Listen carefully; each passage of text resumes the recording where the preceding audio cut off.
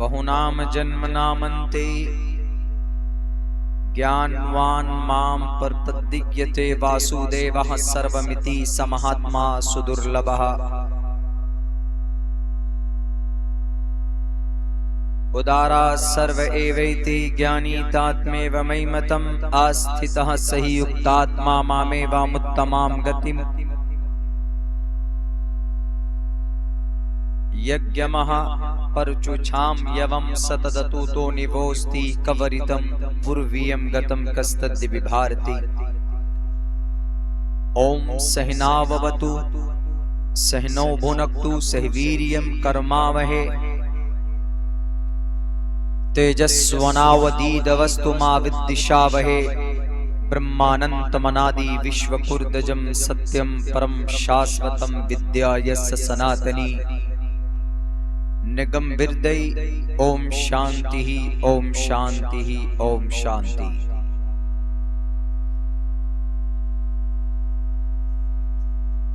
हजरात मोहतरम, स्टेज पर जनाब सदर जलसा, उलमाए किराम, दानिश्वराने कौम मिल्लत, इस पिंडाल में बैठे हुए हमारे गयूर मुसलमानों, नौजवानों और इसी पिंडाल में तशरीफ फरमा हमारी समाज के माँ और बहनों,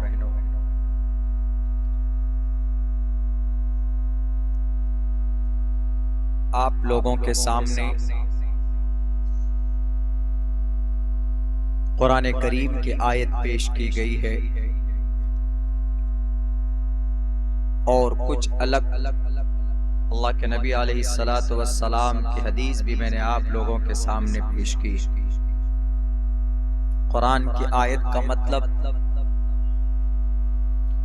कि अल्लाह तबारक व तआला ने जनाबे मुहम्मदुर रसूलुल्लाह सल्लल्लाहु अलैहि वसल्लम को अब से तकरीबन 1450 या 51 साल पहले इस जमीन पर जो शरीयत और जो निज़ाम और जो कानून कुरान की शक्ल में दिया था,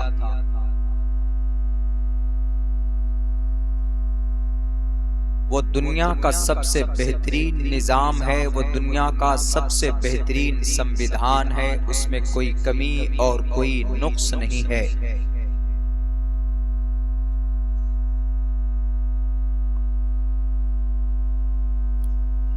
उसके अलावा कुरान और शरीयत अल्लाह के नबी सल्लल्लाहु अलैहि वसल्लम के अलावा इस जमीन पर अगर कोई ईमान वाला, कोई मुसलमान अगर किसी दूसरे धर्म और मजहब और संस्कृति को अपनाता है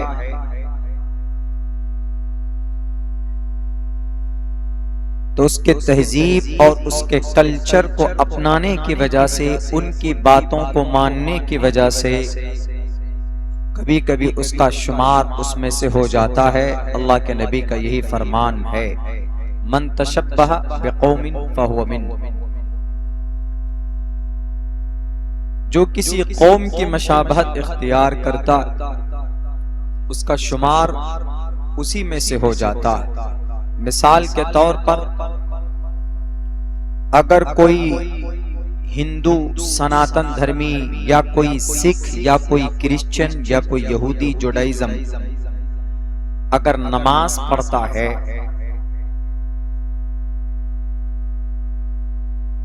तो जो उसको नहीं पहचानता है तो नमाज पढ़ते हुए देखकर वो ये कहेगा कि ये मुसलमान है, क्योंकि ये नमाज पढ़ रहा है। नमाज पढ़ना मुसलमानों का, मोमिन का काम।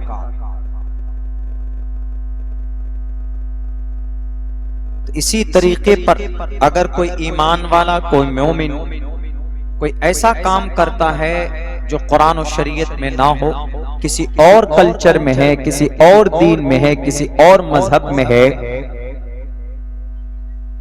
इस्लाम में उसका वजूद नहीं है, शरीयत में कहीं उसका जिक्र नहीं है, अल्लाह के नबी की जिंदगी में उसका वजूद नहीं है, सहाबा ने कभी उसको किया नहीं, हमारे अकाबिर सलफ सालिहीन उलमाए किराम ताबईन तबे ताबईन किसी की जिंदगी में उसका जिक्र नहीं है।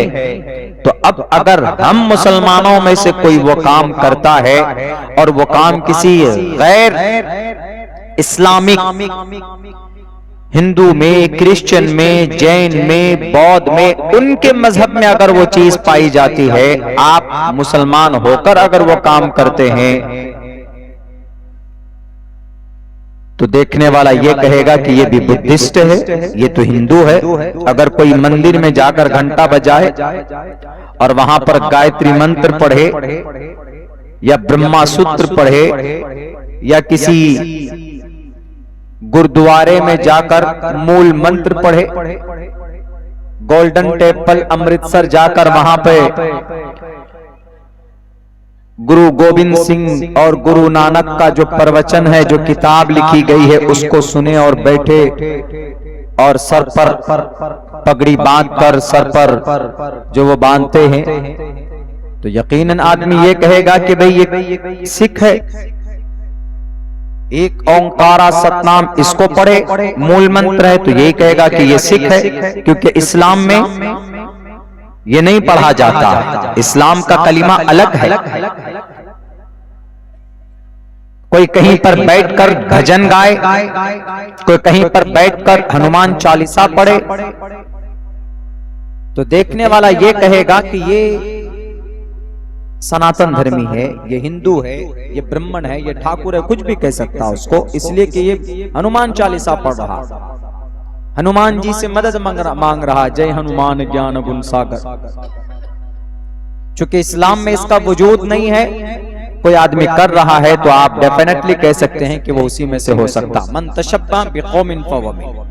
परेशानी के वक्त में सनातन धर्मी क्या करते हैं हमारे हिंदू भाई? परेशानी के वक्त में किसी खौफ से, किसी डर से, किसी भूत प्रेत से बचने के लिए, अपने आप को अपने घर में सेफ सिक्योर महफूज रहने के लिए वो लोग हनुमान चालीसा पढ़ते हैं। जय हनुमान ज्ञान गुण सागर, जय कपीसते हो लोक उजागर, राम दूत अतुलित बलदामा, अंजनी पुत्र पवन सुत नामा। बहुत है, लंबे 40 लाइन का है, उसको पढ़ते। तो अगर आप वही पढ़ेंगे, आपकी शक्ल में दाढ़ी नहीं है, सर पर टोपी नहीं है, देखने वाला ये कहेगा कि भाई ये कोई मोदी जी या योगी जी का मानने वाला, साफ कहेगा कि भाई ये भजन पढ़ रहा, हनुमान चालीसा पढ़ रहा। लेकिन अगर वहीं पर कोई भी आदमी बैठकर कोई परेशानी है तो दुआ करता है, 2 रकात नमाज पढ़ता है, अल्लाह से परेशानी के लिए हाथ उठाता है, दुआ मांगता है, आयत करीमा पढ़ता है, सूरह फातिहा पढ़ता है, कुरान शरीफ की तिलावत करता है, अल्लाह का जिक्र करता है, अल्लाह से मदद मांगता है, तो डेफिनेटली उसको कहा जा सकता है कि भाई ये मुसलमान। हमारे कल्चर में, हमारी बिरादरी में, हमारे तहजीब में, हमारे सिस्टम में, हमारे नौजवानों में ये चीजें आ गई है कि हम धड़ल्ले से अगयार के तहजीब और उनके कल्चर को हम अपनाते हैं, अगरचे इस्लाम में उसकी परमिशन नहीं, उसका कोई वजूद नहीं है, लेकिन फिर भी हम उसको करते हमारे नौजवान। कल भी मैंने मेंशन किया था, जिक्र किया था, आज भी थोड़ा इशारा करता। जनवरी है, सन 2023 का नया साल शुरू हो चुका। हमारे बहुत सारे नौजवान जनवरी की पहली तारीख को हैप्पी न्यू ईयर एक दूसरे को फोन पे, मैसेज पे, व्हाट्सएप पे, खुद मेरे मोबाइल में मेरे ख्याल से 25 से 26 मैसेज तो हमने डिलीट किए। मौलाना आपको बहुत बधाई हो सन 2023। हम नीचे लिखते थे, हमने कहा कि आपको बधाई ना हो, हम यही लिखते थे रिप्लाई। हम यही लिखते थे कि अल्लाह तुम्हें समझ दे, अल्लाह तुम्हें हिदायत दे। जनवरी जब डीप में हम जाएंगे तो जनवरी, फरवरी, मार्च, अप्रैल, मई, जून, जुलाई, अगस्त, सितंबर, अक्टूबर, नवंबर एंड दिसंबर। अब जब जाएंगे, किसी न किसी देवता के ऊपर है, किसी न किसी पुराने पूर्वज के नाम पर है। Sunday, Monday, Tuesday, Wednesday, Thursday, Friday, Saturday, आप इनको भी अगर आप एक्सप्लेन करेंगे, आप जड़ से देखेंगे तो आपको पता चल जाएगा। हम लोग संडे को छुट्टी मनाते हैं। संडे, सन मीन्स सूरज, डे मीन्स दिन। पता है इसका मतलब क्या, मुरक्कब इजाफी क्या है? जिस दिन सूरज की पूजा हो किया जाता है। संडे का मतलब सूरज को पूजने वाला दिन, संडे। सन मीन्स SUN, सन, सन माने सूरज। इंग्लिश में डे, DAY, डे, डे माने दिन। सन डे, सूरज को मानने का दिन, सूरज को पूजने का दिन। यहूद और नसारा ने उस दिन को मुतय्यन किया छुट्टी का, चूंकि सूरज को पूजने का वो दिन है। हम लोग हिंदी में क्या बोलते हैं इस दिन को? इतवार। इतवार हिंदी में। इसका क्या मतलब है इतवार का? इतवार का भी मतलब सूरज को पूजने का दिन। इतवार हिंदी का वर्ड है और ये आयत से बनाया। आयत अलग है। आयत मीन्स दिन, आयत मीन्स दिन एंड वार मीन्स सूरज। वार माने सूरज। आयतवार को शॉर्ट में किया इतवार, सूरज का दिन, सूरज को पूजने का दिन। देख लीजिए दिनों के नाम। मैं हर पूरे 7 या 8 दिन का एक्सप्लेन नहीं करूंगा। मंडे, चांद के दिन को बोलते हैं मंडे, वो उसका टाइम आएगा कभी तब एक्सप्लेन करूंगा। लेकिन अभी सिर्फ इतना बताता चलूं मैं कि ये सब पुराने वर्ड है। 153 साल पहले हजरत ईसा अलैहिस्सलाम की जमीन पर, इस धरती पर पैदा होने से तकरीबन 153 साल पहले रूमी लोग, आज जो हम लोग कैलेंडर हमारे पास आता है ना, जो मोबाइलों में कैलेंडर है, संडे मंडे जो आता है वो लिखा हुआ जो देखते हैं, जनवरी, फरवरी, मार्च, अप्रैल, मई, ये सब रूमी लोगों की तकवीम है। उनकी ही डिजाइन की हुई कैलेंडर है। ये तारीख उन्हीं की बनाई हुई है। वरना रोमन से पहले, रूमी लोगों से पहले इस जमीन पर हजरत आदम के दुनिया में आने और उनके बेटों के कत्ल होने, उनके बाद फिर हजरत शीस अलैहिस्सलाम के आने, फिर हजरत नूह अलैहिस्सलाम के आने के बाद समंदर में लोगों को गर्काब करने, बड़ा बड़ा कोई हादसा होता था तो लोग उस दिन से हिसाब लगाते थे, जोड़ते थे। लेकिन बाज़ाब्ता मुनज़्ज़म तरीके पर शमसी एतबार से हजरत ईसा अलैहिस्सलातु वस्सलाम की पैदाइश से 153 साल पहले उन्होंने जनवरी जेनस एक बुत का नाम है जिसकी 2 शक्ल है, एक शक्ल मशरिक की तरफ और एक शक्ल मगरिब की तरफ। यानी सूरज उठे तो ये बुत उस सूरज को देखे और जब सूरज डूबे तो ये बुत उस सूरज को देखे। उसी जेनस के नाम पर जनवरी रखा गया है। जनवरी रोमन, रूमी और यूनानी, इन लोगों ने ये तारीख तय की और उन्होंने ये कहा कि जनवरी चूंकि इस बुत के नाम पर है और इस बुत के बारे में ये भी आता है कि ये बुत तब्दीली का देवता है। इनके अंदर तब्दीली और तरक्की की शक्ति है और जो भी इनके नाम पर सेलिब्रेशन और खुशियां मनाता है, हम उनकी जिंदगी में तब्दीली ले आते हैं। इसीलिए जेनस ये रोमन वर्ड है। Roman, Janus, JANUS, Janus, Janus से जनवरी बनाया गया। फरवरी सुनेंगे तो आप चक्कर खाकर गिर जाएंगे। फरवरी का इतना अलग गलत कॉन्सेप्ट है। तो ये उन लोगों की इजाद की हुई, लेकिन हम लोगों को तो मालूम नहीं है कि इस्लाम के दिन की, इस्लाम के साल की शुरुआत कब से है। इस्लाम के साल की शुरुआत मुहर्रमुल हराम की पहली तारीख से है और इस्लाम मुहर्रमुल हराम की पहली तारीख से और हम लोग कब से हिसाब जोड़ते हैं? उससे पहले हिंदी महीना वो अघन, पूस, माघ, फागुन, चैत, बैसाख, जेठ, आषाढ़, सावन, भादो, हमारे ये इस तरह बोलते हैं। आप लोगों के अभी थोड़े अल्फाज बदले हुए होंगे, मैंने बचपन में याद किए थे तो अभी तक याद। पहले हिंदी कैलेंडर के एतबार से, आज भी हमारी औरतें ये सब याद रखती कि आज तो फागुन की फला तारीख है, आज पूस के इतने दिन हो गए, जेठ आषाढ़ का महीना है, बारिश सैलाब का दिन है, ठंडी है तो अघन पूस में ठंडी होती है, माघ, फागुन, चैत, बैसाख, जेठ, आषाढ़, सावन, भादो, आसिन, कार्तिक में धान, मूंजी लोगों के चावल पककर तैयार हो जाते हैं। तो बैरकत ये तकरीम, ये हिसाब लगाने की एक तारीख है, लेकिन अंग्रेजी एतबार से जनवरी हम लोग खुशियां मनाते हैं। कल मैंने पूरे हवाले दिए थे कुछ मुल्कों के अंदर में कैसे कैसे मनाते हैं। लेकिन मेरे भाइयों, आप मुसलमान हैं, अल्लाह के नबी अलैहिस्सलातु वस्सलाम ने आपको निजाम जिंदगी का एक बेहतरीन, आपको एक संविधान देकर के इस दुनिया से गए। इसीलिए अल्लाह तबारक व तआला ने कुरान करीम के अंदर कहा, अल-यौम अकमलतु लकुम दीनकुम, तुम्हारा दीन मुकम्मल है। व अतममतु अलैकुम निअमती, ए मोहम्मद तुम पर हमने हमारी नियामत को मुकम्मल किया।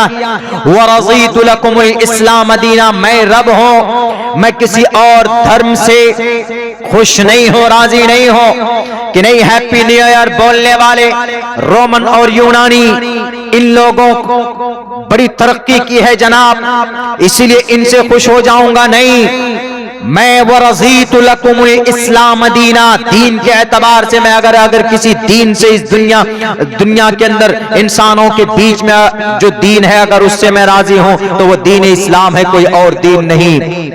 और अल्लाह के नबी अलैहिस्सलाम फरमाते इस्लाम में ये तरीका गलत है कि नहीं जनाब, 1 जनवरी आते ही सेलिब्रेट करते हैं, खुशियां मनाते हैं, शराब की थैलियां खोली जाती, जवान बच्चियों की इज्जतें लूटी जाती है, बुक करते हैं स्कॉट गर्ल को, एयर होस्टेस को लाखों रुपए देकर शराब खरीदते हैं, शबाब खरीदते हैं और होटलों में अय्याशी में पूरी रात गुजरती है नाफरमानी में।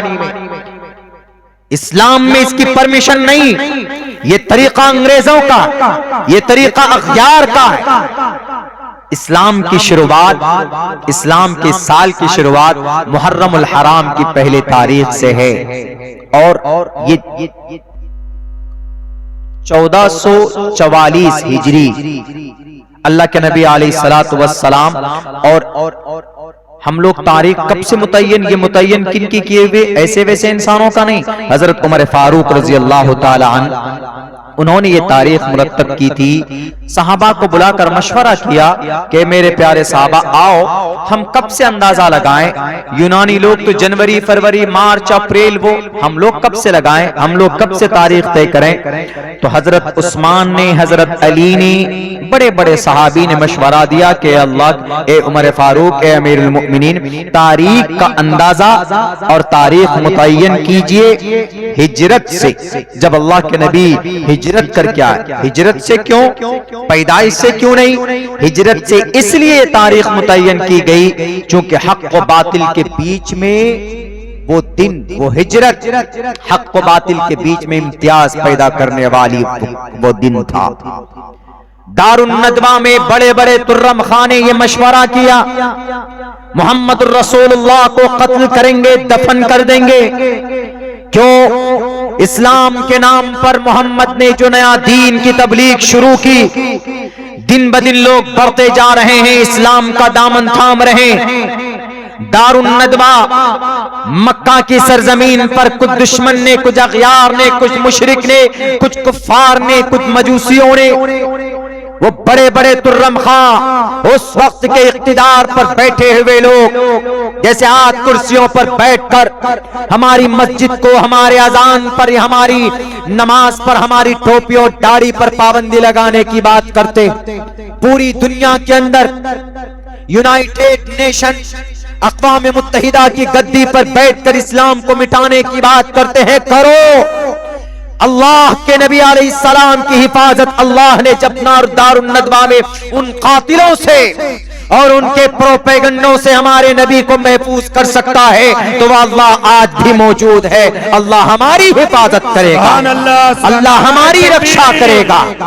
मेरे भाइयों, मीटिंग और मशवरा होता है, मोहम्मद को रोक लो, नहीं तो ये वो आंधी है कि मक्का में कोई भी घर ऐसा बाकी नहीं रहेगा जहां पर इस्लाम का कलीमा ना पहुंच जाए। और वहां पर यह मशवरा हुआ कि मोहम्मद रसूलुल्लाह का खात्मा हो, नऊज़ बिल्लाह, मोहम्मद का खात्मा होगा जब लीडर ही नहीं रहेगा तो और जो उनके मानने वाले, उनके जो चेले हैं, उनके जो कंपेनियन, उनके जो सहाबा हैं, वो खुद अपने आप को सरेंडर कर लेंगे। दारुन नदवा में कौन? अबू जहल। दारुन नदवा में कौन? Utba, Shaiba, Waleed, Hanzala, Mughira. ये लोग इस्लाम के मिटाने वाले आए थे, इस्लाम को मिटाने, कि मोहम्मद रसूलुल्लाह को कत्ल करेंगे, उनका सर तन से जुदा होगा। लेकिन कहते हैं जिसको अल्लाह रखे उसको कौन चखे। अल्लाह के नबी अलैहिस्सलातु वस्सलाम दिन में मार्केट से आए, अल्लाह तबारक व तआला ने खबर भेजी, अल्लाह के नबी अलैहिस्सलाम ने तैयारी की और आधी रात को आप अलैहिस्सलाम निकल गए। उन्होंने मशवरा ये किया कि हम मोहम्मद रसूलुल्लाह जिस घर में ठहरते हैं चारों तरफ से घेर लेंगे और मोहम्मद रसूलुल्लाह का खात्मा कर देंगे जब वो सुबह फजर की नमाज पढ़ने जाते हैं। और किन पर दियत या किसास या किन पर कत्ल का जुर्म आयद करेंगे, इसलिए कि सारे सरदार वहां पर हम मौजूद होंगे, तो किसी एक से भी ये कबीला कुरैश और बनु हाशिम हिम्मत नहीं कर पाएगा मुकाबला करने का और उनसे बदला लेने का। इसीलिए सब लोग अपने हाथों में तलवार लेकर मोहम्मद रसूलुल्लाह के घर के दरवाजे खड़े हो जाते कि आज मोहम्मद का खात्मा। लेकिन वो मकरू व मकर अल्लाह वल्लाहु खैरुल माकिरीन 1444 साल पहले के लिए नहीं था। आज इस्लाम को मिटाने वालों, इस्लाम को खत्म करने वालों, लाख कोशिशें कर लो तुम, 71, 600, 700, 8000, 9000 मिलियन एंड बिलियन अरबों डॉलर तुम खत्म करो, इस्लाम मिटने वाला नहीं है। इस्लाम का फाउंडर अल्लाह है और इस्लाम के निजाम सिस्टम को लिखने वाला दुनिया का कोई इंसान नहीं है, अल्लाह तबारक व तआला है। इंसान की हाथ की लिखी हुई किताब बदली जा सकती। डॉक्टर भीमराव अंबेडकर ने भारत के अंदर संविधान लिखा, मोदी जी ने संशोधन कर दिया CAA लाकर, NRC CAA में संशोधन किया जा सकता, कानून नहीं था तो संशोधन किया जा सकता है। क्यों? सिर्फ इंसान ने लिखा है, लेकिन रब के लिखी हुई किताब को कोई माए का लाल नहीं बदल सकता। ला तब्दील लिकलिमातिल्लाह व मकरू व मकर अल्लाह वल्लाहु खैरुल माकिरीन। सारे गुरु घंटाल आ गए हाथ में तलवार लेकर कि मोहम्मद का खात्मा होगा। आज मोहम्मद नहीं बचेगा, इनकी तहरीक रुक जाएगी। उनके नापाक अज़ाइम में वो लोग खुश हो रहे थे, लेकिन अल्लाह तबारक व तआला ने ऐसा निजाम बनाया, वो जानना मिन बैनि ऐदीहिम सद्दन व मिन खल्फिहिम सद्दन फगशैनाहुम फहुम ला युबसिरून। अल्लाह के नबी ऐसे निकल गए सामने से, वो लोग नहीं देख पाए। अल्लाह के नबी अलैहिस्सलाम वहां से हिजरत करके मक्कतुल मुकर्रमा से मदीने के तरफ चले, गारे सौर में रुके, गारे 3 दिन तक रुके, उसके बाद मदीनतुल मुनव्वरा पहुंचे हैं। वहां पर जाने के बाद इस सफर को हिजरत कहा जाता। हिजरत का मीन्स अपने शहर, अपने गांव को छोड़कर किसी दूसरे शहर में मुंतकिल होना, इसको हिजरत बोलते हैं। और उसी दिन से तारीख की इब्तिदा होती है। और अल्लाह के नबी जिस दिन गए, रजब का महीना था, लेकिन इस्लाम की शुरुआत और इस्लाम की तारीख इस्लामी एतबार से, कैलेंडर के एतबार से, इस्लामी कैलेंडर के एतबार से इस्लाम का नया साल मुहर्रमुल हराम की पहली तारीख है और हिजरत से तारीख मुतय्यन की गई। उमर फारूक रज़ी अल्लाह ताला अल्लाह के नबी निकले, सुबह हुई। सुबह होने के बाद वो लोग देख रहे कि अरे मोहम्मद रसूलुल्लाह निकले क्यों नहीं निकले। सब चेमी गोइयां कर रहे हैं, देख रहे हैं कि बिस्तर के ऊपर तो हजरत अली सोए हुए हैं, लेटे हुए। अल्लाह के नबी अलैहि सलाम को अल्लाह तबारक व तआला ने निकाल लिया। करो कोशिश, बदनाम करने की कोशिश करो दुनिया वालों, इस्लाम का निजाम इंसानों की हाथ की लिखी भी नहीं है कि तुम्हारे बदनाम करने से अल्लाह ने तुमको पैदा किया है। तुम्हारे लिए कौन सा कानून अच्छा होगा, तुम्हारे लिए जिंदगी में कौन सी चीजें तुम्हारे लिए नफा बख्श है, अल्लाह से बेहतर कोई नहीं जान सकता। आज तुम गुलामी करते हो, अपने पीएम और सीएम की रूपों की नोट बरसाते हैं तुम पर, तो जी हुजूरी करते हो। आप ही हमारे खुदा है। जब आत्मा निकल जाएगी तो उसी की बॉडी नहीं रख पाओगे घर पे, अंतिम संस्कार करोगे या फिर दफन करके आओगे। इंसानों की एक एक कमजोरी इंसानों के लिए क्या बेहतर है, अल्लाह बेटर नोस, अल्लाह से बेटर कोई नहीं जान सकता इस धरती पर। तो अल्लाह तबारक व तआला ने अल्लाह के नबी अलैहिस्सलाम को बचाया। वो मैं हिजरत को असल बताना चाहता था। तो आप अलैहिस्सलाम हिजरत करके गए तो वहां से इस्लाम की तारीख की इब्तिदा होती है, वहां से। और हमें वो तारीख याद रहनी चाहिए। मुहर्रम की पहली तारीख इस्लामिक एतबार से नया साल है और वो बहुत ज्यादा खुशी मनाने का नहीं होता है मेरे नौजवान साथी। एक आदमी ने हमसे सवाल किया कि मौलाना अब्दुल्ला साहब, हाँ पता नहीं कहाँ शायद किसी महापुरुष कोई अच्छा पढ़ा लिखा आदमी था, उसने सवाल किया था। उन्होंने कहा कि मौलाना आपके कुरान में अल्लाह तबारक व तआला ने, आप कहते हो कि आपका कुरान अल्लाह के तरफ से नाजिल किया हुआ कुरान है, तो अल्लाह जानवरों को मारने और ज़िबा करने का ऑर्डर देता है? अल्लाह जालिम है क्या? जानवरों को मारने और काटने और खाने का परमिशन दे रहा है? हमने कहा कि अच्छा कुरान में है तो आपको एतराज लग रहा है कि कुरान में है, वल खैल वल बिगाल वल हमीर लितरकबुहा वज़ीना। कुरान में जानवरों को इस्तेमाल, उनको हलाल, बाज जानवर वो हैं जिनको आप इस्तेमाल में ला सकते हैं जीनत के तौर पर। घोड़ा है, बहुत से जानवर वो हैं कि जिनके ऊपर आप सवारी कर सकते हैं, बहुत से जानवर वो हैं कि जिनके ऊपर आप बोझ डालकर उनको रोटेशन करते हैं। जैसे खच्चर है, कहीं कहीं देखेंगे उत्तर प्रदेश में ज्यादा दिखेगा आपको कि गधा है, दोनों तरफ मट्टी डाल देते हैं। एक मर्तबा रास्ता दिखा दीजिए आप, कहने को गधा है लेकिन उससे ज्यादा अक्लमंद मैं समझता हूं कि इंसान भी नहीं। एक मर्तबा रास्ता दिखा दीजिए आप, दोबारा उसके बाद उसी जगह छोड़ दीजिए, वो एकदम घर पर पहुंच जाएगा या जहां उसको जाना मंजिल मकसूद तक पहुंच जाएगा। इंसान नहीं है, इंसान को तो 3 मर्तबा याद दिला ये रास्ता भूल जाता है। हमें को कलकत्ता में रहते हुए आए हुए इतने दिन हो गए, अभी तक हमको रास्ता ढंग से याद नहीं है, तो वो उसको गधा बोलते हैं। लेकिन गधा नहीं, वो बहुत ही शक्ति सहन और बहुत सारी परेशानियों को बर्दाश्त करने वाला ठंडे मिजाज का जानवर। घोड़े के तरह नहीं कि पैर मार देता है, किसी का नाक वाक तोड़ देता है, ऐसा नहीं। वो तो अश्वमा शुगमा रूहा, तेज रफ्तार है वो। तो मेरे कुछ जानवर ऐसे हैं जो जीनत के तौर पर लोग इस्तेमाल करते हैं। जैसे चौपाए में ये घोड़े को आदमी खूबसूरती के लिए रखते अपने घर पे। पहले जमाने में होता था, हाथी भी इस्तेमाल करते थे जीनत के तौर पर, घोड़े को इस्तेमाल करते थे। आज नहीं, आज तो अपाची खपाची आ गया है, बैठो तेल डालो और निकल चलो दूसरी जगह पर। पहले जमाने में ऐसा नहीं होता। पहले जमाने में बड़े लोग होते थे, बुग्गी इस्तेमाल करते थे, बग्गी बुग्गी, घोड़े, तांगा। आज तो तांगे की जगह पर क्या आ गया, थार। भले ही वो थार किसानों पे चला देते। लखीमपुर में हुआ, खीरी लखीमपुर में किसानों के ऊपर ही थार चला दिया। पहले बग्गी हुआ करता था, आदमी शौक से आराम से बैठता था, उसके बाद तब सैर व तफरीह के लिए निकलता था। तो बहरे कैफ उसने पूछा कि आपके कुरान में देखिए मौलाना, कितनी बड़ी जुल्म की बात कही गई है कि जानवर को ज़िबा करते हैं, काटते हैं। हमने कहा कि ये बताओ, बोला कि इंसान अगर जानवर की गोश्त, उसकी मांस को खाएगा तो जानवरों जैसा बन जाएगा। और आपके इस्लाम में प्रूफ है, थोड़ी बात होती है मुसलमान सर पर कफन बांध कर सड़कों पर आ जाता है मारने और काटने के लिए। हमने कहा कि आपकी सोच गलत है, ऐसा कुछ नहीं है।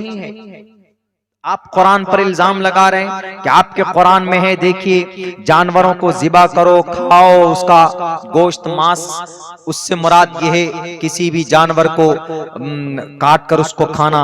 हमने कहा कि कुरान पर एतराज मत कीजिए, बकदरे जरूरत कभी कभी श्लोक पढ़ता हूं मैं, वरना मुझे शौक नहीं है अपने आप को चतुर्वेदी कहने का या मंत्र पढ़ने का।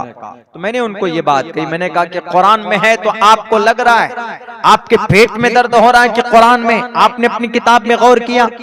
मैंने कहा कि पढ़िए, मनुस्मृति सफा नंबर 59 में लिखा हुआ है, मेरे ख्याल से अध्याय 2 या 3 में लिखा, प्रोचितम भक्षण माम साम वैष्णवम। मतलब क्या इसका? इसका मतलब यह है कि जब आप किसी जानवर को ज़िबा करते हैं तो आप अल्लाह का नाम लेते हैं, बिस्मिल्लाह पढ़ते हैं, बिस्मिल्लाह अल्लाह पर, तब ज़िबा करते हैं, तब आप उसके गोश्त को खाते हैं, उसको, ये प्रोसेस है। सेम ये चीज, प्रोचितम भक्षण माम साम वैष्णवम, प्रोचितम भक्षण माम साम। अगर किसी प्राणी, अगर कोई मांस खाना हो, जंगल के पशु पक्षी प्राणी के भोजन है, तो ईश्वर के नाम से उसको पाक और पवित्र करे तब उसको खाए। क्यों? क्योंकि जंगल के पशु एंड पक्षी, पशु मीन्स जानवर, पक्षी मीन्स परिंदा, जंगल के पशु पक्षी, आप यूं तर्जमा कीजिए, जंगल के बाज पशु एंड बाज पक्षी, कुछ पक्षी एंड कुछ जानवर और कुछ परिंदे। जानवर में फिर आप उसको नहीं खा सकते, शेर को नहीं खा सकते, चीते को नहीं खा सकते, आप घोड़े को नहीं खा सकते। कुछ जानवर ऐसे हैं कि आप उनको खा सकते हैं, जो मेंशन है, जो हलाल है। अहादीस की किताबों में आपको ये सारी बातें अलग अलग मिल जाएंगी, आप उनको खा सकते हैं। क्यों खाएंगे? क्योंकि वो पक्षी पक्षी प्राणी के भोजन है, इंसानों के भोजन है। और जब उसके मांस को खाएगा, उससे कितनी ताकत, कितनी एनर्जी होंगे, इंसान जानवर नहीं बनेगा, बल्कि उसकी एक जरूरत की चीज है। हमने कहा कि मटन खाते हैं, मटन तो सब खाता है, मटन खाकर क्या कोई खस्सी बन जाता है क्या? बहुत से खस्सी तो वो होते हैं, किसी को भी मारेगा उठाकर पटक देगा, हाथ पैर तोड़ देता है। क्या कोई मटन खाता है तो किसी को देखा आपने कि कोई खस्सी की तरह उसके अंदर आदत है? हमने कहा कि नहीं। हमने कहा कि ये सारी चीजें गॉड लॉर्ड के तरफ से है, अल्लाह के तरफ से, और अल्लाह जानता है कि कौन से जानवर का गोश्त खाकर या कौन सा काम करने से कौन सी चीज मानव के लिए, मानव जाति के लिए, इंसान के लिए नफा है और कौन सा नुकसान है। हम उस रब के कहने के मुताबिक अमल करते हैं और उस चीज को हम करते हैं। रब हमसे, हमारे अंदर क्या कमी है, हमारे अंदर कौन सी किस चीज की जरूरत है, हमारे अंदर कितनी प्रोटीन चाहिए, हमारे अंदर किन किन चीजों की आवश्यकता होती, अल्लाह ने हमें उसी हिसाब से रोजी और रोटी दिए, फल फ्रूट्स दिए, उसी हिसाब से खाना पीना दिया। इसीलिए इनके ऊपर किसी को एतराज नहीं होना चाहिए। हमने कहा कि यह अल्लाह के तरफ से ये निजाम है, अल्लाह तबारक व तआला के तरफ से ये निजाम है कि इस दुनिया के इंसानों के लिए क्या जरूरी है, क्या जायज है, क्या नाजायज है, अल्लाह से बेटर कोई नहीं जान सकता है। इसीलिए अल्लाह का जो कानून है, अल्लाह के नबी अलैहि सलाम की सूरत में अल्लाह के नबी अलैहि सलाम को आखिरी नबी बनाकर भेजा गया। यूं ही नहीं, उनको कहा गया जगतपति असिनास दूध मन मठेश्वर्य गुणन्विता। ऐ दुनिया के लोगों, तुम जगतपति के बीच रहते हो, इस दुनिया के मुहाफिज के बीच रहते हो, और इस दुनिया का मुहाफिज कौन? मोहम्मद रसूलुल्लाह सल्लल्लाहु अलैहि वसल्लम है। अल्लाह के नबी से बढ़कर कोई मुहाफिज इस दुनिया का नहीं है। और अल्लाह के नबी अलैहि सलाम ने वही चीजें बताई लोगों को जो अल्लाह की तरफ से आदेश हुआ। आखिरी नबी जगतपति, संस्कृत में जगतपति और अरबी में खातिमुन नबिय्यीन, और वमा अरसलनाका इल्ला रहमतल लिल आलमीन। और क्या कहा गया? और भी कहा गया, बहुनाम जन्मना मनते, बहुनाम जन्मना मनते, कई जन्मों के बाद, कई जन्मों के बाद, कई जन्म। अल्लाह के नबी कौन से जन्म में आए? अल्लाह के नबी कितने नबी के बाद आए? तकरीबन 1 लाख सवा लाख अंबिया के बाद आए मोहम्मद रसूलुल्लाह। इसीलिए संस्कृत में कहा है श्रीमद् भगवत गीता में, बहुनाम जन्मना मनते, बिल्कुल आखिर में एक ऐसे गुरु को भेजेंगे, बहुनाम जन्मना मनते ज्ञानवान माम परपदिग्यते, ज्ञान का भंडार होगा उनमें बहुत ज्ञान होगा। मोहम्मद रसूलुल्लाह को ज्ञान था डायरेक्ट, हजरत जिब्राइल के वास्ते से अल्लाह तबारक व तआला उनको ज्ञान देते थे, उनको एजुकेशन देते थे, उनको तालीम देते थे डायरेक्ट। बहुनाम जन्मना मनते ज्ञानवान माम। आजकल बहुत से लोग ज्ञान के नाम पर, तो पता चला कि ज्ञान किसके तरफ से? ऊपर वाले की तरफ से। ऊपर वाला यानी हमारी जुबान में अल्लाह की तरफ से, हिंदू भाइयों की जुबान में ईश्वर की तरफ से। बहुनाम जन्मना मनते ज्ञानवान माम परपदिग्यते वासुदेवा सर्वमिति समहात्मा सुदुर्लभः। और सुनो, जिस बंदे में ज्ञान है उसको रुस्वा मत करो, यानी जो तालीम याफ्ता लोग हैं उसको रुस्वा मत करो। और हमारे बीच में तालीम याफ्ता कौन? हाफिज साहब, कारी साहब, मौलाना साहब, वही हुए। पढ़ा लिखा तबका तो वही होता है। बहुनाम जन्मना मनते ज्ञानवान माम परपदिग्यते वासुदेवा सर्वमिति समहात्मा सुदुर्लभः। जिनके अंदर ज्ञान होता है ईश्वर का, उनको जलील मत करो। क्यों? ईश्वर का ज्ञान होता है, लेकिन ज्ञान जब उनके अंदर है ईश्वर का ज्ञान, तो श्री कृष्ण जी कहते हैं मैं खुद उनमें हूं क्योंकि मेरा ज्ञान उसमें है। अल्लाह का कुरान क्या कहता है? यरफउल्लाहुल्लज़ीना आमनू मिनकुम वल्लज़ीना ऊतुल इल्म दरजात। जितने भी ईमान वाले हैं अल्लाह तबारक व तआला ने उनके दरजात को बुलंद किए ईमान की वजह से। बिकॉज ऑफ ईमान अल्लाह सुब्हानहू व तआला, अल्लाह मेंशन मोमिन बिलीव इन वन गॉड, जो एक अल्लाह को मानता है, अल्लाह ने उनका नाम, उनके दर्जात को बुलंद की। यरफउल्लाहुल्लज़ीना आमनू मिनकुम वल्लज़ीना ऊतुल इल्म दरजात। लेकिन और उनके दर्जात बुलंद है जो जिनके अंदर ज्ञान है, जिनको अल्लाह ने तालीम, जिनको नॉलेज और जानकारी दी है। तो पता चला कि समाज में उनकी लोग इज्जत करते हैं, उनका मकाम और बुलंद है। क्यों? उनको ज्ञान है। जाहिर सी बात है ना। आप जर्मनी चले जाइए, जर्मनी के अंदर जो गुरु लोग होते हैं ना, जो गुरु टीचर जिनको बोलते हैं, उनको टीचर को वहां पर वो सम्मान मिलता है, वो इज्जत मिलती है जो वहां हमारे भारत के गवर्नर को मिलता है। वो सम्मान जर्मनी के अंदर वहां टीचर को दिया जाता है। क्यों? वो कहते हैं कि अगर टीचर है तो टीचर की मेहनत की वजह से हमें एक अच्छा इंसान मिलता है, एक अच्छा बच्चा मिलता है, एक एजुकेटेड पर्सन मिलता है। हमारे भारत में ना मिले। हमारे भारत के अंदर में तो जनाब जो पढ़ाने वाले हैं उनको ज्यादा मास्टर साहब, ज्यादा ओ मुल्ला जी, टोपी दाढ़ी वाला है तो ओ मुल्ला जी, काजी साहब है, मुफ्ती साहब है, मौलाना साहब है, मौलाना साहब, मुल्ला जी, हाफिज जी। ये लफ्ज कोई सम्मान नहीं, कुछ नहीं, बल्कि रुस्वा करते हैं ना। मौलाना साहब को कुछ नहीं मिलता, रात हाथ में रसीद ले लेते हैं, चंदा करने के लिए चले जाते। क्या मौलाना फिर से आ गए आप ज़कात लेने, सदका लेने? बहुत सा मुसलमान, सख्त दिल मुसलमान तो यूं कहता है कि मौलाना साहब आपको कुछ नहीं मिलता है, आप सिर्फ चंदा करते फिरते हैं। अब बहुत से मूर्ख लोग तो ऐसे भी होते हैं, क्या कहते हैं हाफिज साहब को, मौलाना को, अरे आप तो ज़कात और सदकात खा खा करके पढ़े हो।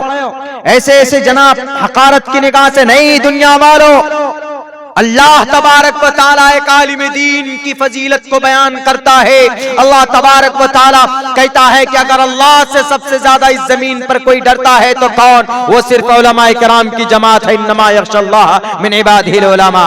मनिस्टर अल्लाह से नहीं डरता है, MP MLA अल्लाह से नहीं डरता, बल्कि ये तो गुनाहों के ढेरों पर बैठकर गुनाहों का थोक में सौदा करते हैं जनाब, थोक में होलसेल रेट में गुनाहों को पैदा करते, गुनाहों को बर्पा करते हैं और करप्शन करते हैं। हुआ था बंगाल में एक बहुत बड़ा करोड़ों का घोटाला लोगों के सामने नजरों में आया था। हमारे भारत के अंदर जनाब हमारे मौजूदा इख्तिदार में जालिम लोगों के कुछ मंत्री लोग ऐसे बैठे हुए हैं कि करोड़ों और अरबों रुपए लोगों के खाए हुए लेकर बैठे हुए, उनका सम्मान नहीं है, सम्मान उनका है जो गुरु लोग होते, जो ज्ञानी लोग होते। यरफउल्लाहुल्लज़ीना आमनू मिनकुम वल्लज़ीना ऊतुल इल्म दरजात, उनके दरजात बुलंद किए गए। लेकिन आज तालीम का निजाम सबसे ज्यादा कहां पर होता है? हमारे मदरसों में, मकतब में, मस्जिद में बच्चे को हम पढ़ाते हैं। लेकिन आज सबसे ज्यादा तहकीक और सबसे ज्यादा सर्वे कहां पर चलाए जा रहे हैं? इन्हीं मदरसों के अंदर।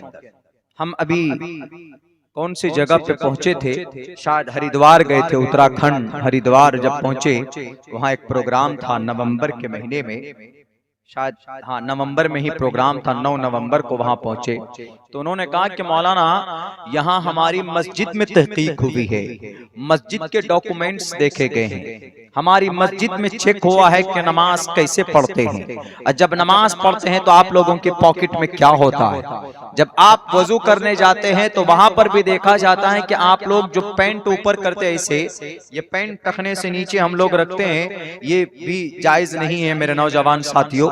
मैं अस्फल मिनल काबैन मिनल इज़ार फफिन्नार, आपके टखने से नीचे ये टखना है, ये घुटना, ये टखना, टखने से नीचे शौकियाना तौर पर आपका कपड़ा अगर जाता है, आप फख्र करते हैं, गर्व करते हैं, घिसटता है, वो पैंट घिसटती है, आपके लिए नाजायज और हराम है। सुन्नत तो यह है कि टखने से ऊपर आपके कपड़े हों, लेकिन हमारे नौजवान करते क्या, जब नमाज पढ़ने जाएंगे तो उसको मोड़कर ऊपर कर लेंगे, उसके बाद नमाज पढ़ते हैं तो उसके बाद उसको नीचे कर देते हैं। बिल्कुल सही नहीं है, मुनासिब नहीं।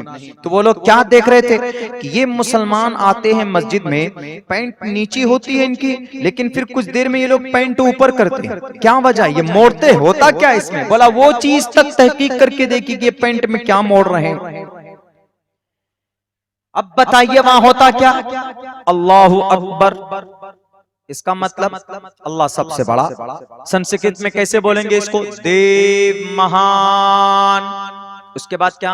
सना पढ़ते, सूरह फातिहा पढ़ते, अल्हम्दुलिल्लाहि रब्बिल आलमीन अर्रहमानिर रहीम मालिकी यौमिद्दीन इय्याका नअबुदु व इय्याका नस्तईन इहदिनस सिरातल मुस्तकीम सिरातल लज़ीना अनअमता अलैहिम गैरिल मग़ज़ूबि अलैहिम वलज़्ज़ालिन। क्या मतलब है सूरह फातिहा का?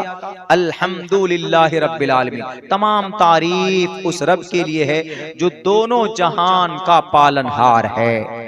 सिर्फ मुसलमानों का पालनहार नहीं, रब्बुल आलमीन, रब पालनहार, आलमीन दोनों जहान का, इस जहान का भी, मरने के बाद भी। और इस जहान में कौन है? सिर्फ मुसलमान है।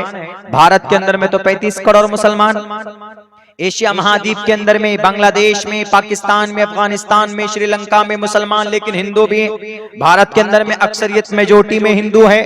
तो क्या अल्लाह तबारक व तआला हिंदू को नहीं पाल रहे? क्या अल्लाह तबारक व तआला उनको रोजी रोटी नहीं देते? सबको देते। अल्हम्दुलिल्लाह, तमाम तारीफ उस अल्लाह के लिए है जो दोनों जहान का रब है, पालनहार। रब मीन्स पालना, विष्णु, विष्णु यश, विष्णु पालनहार, इस दुनिया को पालने वाला। अर्रहमानिर रहीम, जो बड़ा मेहरबान निहायत रहम वाला है। मालिकी यौमिद्दीन, जो कयामत के दिन का मालिक है, यौमे जज़ा का मालिक है, the day of judgement, judgement का दिन, फैसले के दिन का मालिक है। इय्याका नाबुदु, हम तेरी ही, नाबुदु हम, ओबुदु नहीं है, नाबुदु हम सब, नाबुदु, इय्याका तेरी ही का जमीर है मफूल की, फेल से पहले लाए, तखसीस के लिए तेरी ही मदद कर, तेरी ही हम इबादत करते। इय्याका नाबुदु, ए रब हम तेरी ही इबादत करते हैं। वो इय्याका नस्तईन, और तुझी से मदद तलब करते हैं, तुझी से इस्तिआनत चाहते हैं। इहदिनस सिरातल मुस्तकीम, इहदीना, ए अल्लाह हमें रास्ता दिखा। अस्सिरातल, सिरात मीन्स रास्ता, मुस्तकीम मीन्स सीधा। ए Allah guide us to the right path, हमें सीधा रास्ता दिखा। सिरातल लजीना अनअमता अलैहिम, उन लोगों का रास्ता जिन पर आपकी नियामतों की बारिश हुई है। सिरातल लजीना अनअमता अलैहिम गैरिल मग़ज़ूबि अलैहिम वलज़्ज़ालिन, ए अल्लाह उन लोगों के रास्ते से हमें बचा जिन पर तेरा गैज़ और गज़ब नाजिल हुआ है और जो रास्ता भटक गए। बताओ सूरह फातिहा का कोई और मतलब है? भारत के अंदर विद्वान, मसनूई और डुप्लीकेट विद्वान लोगों, तुम्हारी टीम के अंदर एनआईए के टीम में अनपढ़ गवार लोग बैठे हुए, उन्हें अल्लाह अकबर के माने का मालूम नहीं है। राइट टू एजुकेशन उठाकर देख लो भारत के संविधान का। अनपढ़ गवार आदमी एसपी बना बैठा है, डीएसपी बना बैठा है, डीएम एसडीएम बना बैठा है, वो अपना इंट्रोडक्शन सही ढंग में नहीं कर पाता। ऐसे लोगों को कुर्सियों इख्तिदार पर बिठाते हो। मेरे भाइयों, इस देश के अंदर एक बड़ी साजिश चल रही है कलिमा पढ़ने वालों को खत्म करने की, जमीन से, भारत की इस पवित्र धरती से, कि हम तुम्हें इस जमीन पर कलमा पढ़ने नहीं देंगे, हम तुम्हें इस जमीन पर कुरान की तालीम को आम करने नहीं देंगे, हमें तुम्हें इस जमीन पर मोहम्मद रसूलुल्लाह का नाम लेने नहीं देंगे। क्या करोगे? तुम्हारे बाप दादा का नहीं है ये। 65,000 उलमाए किराम ने अपने खून को, अपने गर्दन को कटाकर इस देश को बचाया है जालिम अंग्रेज से। पहले, सबसे पहले इस देश को बचाने के लिए कोई मैदान में आया था तो उस मर्ज मुजाहिद का नाम यही मुर्शिदाबाद का जनाब वो नवाब सिराजुद्दौला का नाना अली वर्दी खान था, जो 1754 के अंदर 1754, 55, 56, 57 अपने नाती को सिराजुद्दौला को कुर्सी इख्तिदार पर बिठाने से पहले तोप से उस ब्रिटिश गवर्नमेंट के हेड ऑफिस को तोड़ दिया था। कलकत्ता की सरजमीन पर, इसी बंगाल की वो सरजमीन है, बंगाल की वो धरती। जवाब दो ना पहले, क्या अली वर्दी खान ने सबसे पहले अंग्रेज के खिलाफ जब डंडा बजाया था तो तुम कौन से बिल में घुसे हुए थे, कहां छुपे हुए थे? और आज मुसलमानों को मिटाने की बात करते हो। वो मुसलमान जिनके पास दुनिया का सबसे बेहतरीन निजाम, सबसे बेहतरीन कानून कुरान की शक्ल में, यूं कहते हो कि कुरान पढ़कर जिहादी बनता है, यूं कहते हो कि कुरान पढ़कर आईएस से जाकर लोग मिलते। मौलाना अब्दुल रहमान पर यही इल्जाम कि आईएस से मिला हुआ था, दाइश से जुड़ा हुआ था। तुम्हें कोई नहीं सच्चा मुजरिम मिलता है, तुम्हें तुम्हारा रियल मुजरिम नहीं मिलता है। तो मासूम लोगों को जिनके सर पर टोपी होती है, जिनके शक्ल में दाढ़ी होती है, उनके हाथ में हथकड़ी डालकर एनआईए को सौंप देते हो, एनएसए को सौंप देते हो, कभी पॉक्सो लगा देते हो, कभी जनाब उसके ऊपर न मालूम कौन कौन सा कानून और कौन कौन सा अब एक्ट लगाकर उनको देशद्रोही टेररिस्ट बनाकर उनको जेल के सलाखों के अंदर पेश कर दिया जाता। पूछो भोपाल के एमपी से प्रज्ञा सिंह ठाकरे, मालिया गांव में बम फोड़ने वाली वो लीडर, वो लेडी, आज उसको टिकट देकर एमपी बनाया। मुजरिमा नहीं है वो, जेल में थी। क्या गलती मौलाना कलीम साहब की, क्या गलती मौलाना अब्दुल रहमान साहब की, क्या गुनाह था मुफ्ती साहब का, क्या गुनाह था मौलाना अंजर शाह बेंगलोरी का? क्या मिला? खालिद नसीम का क्या गुनाह है?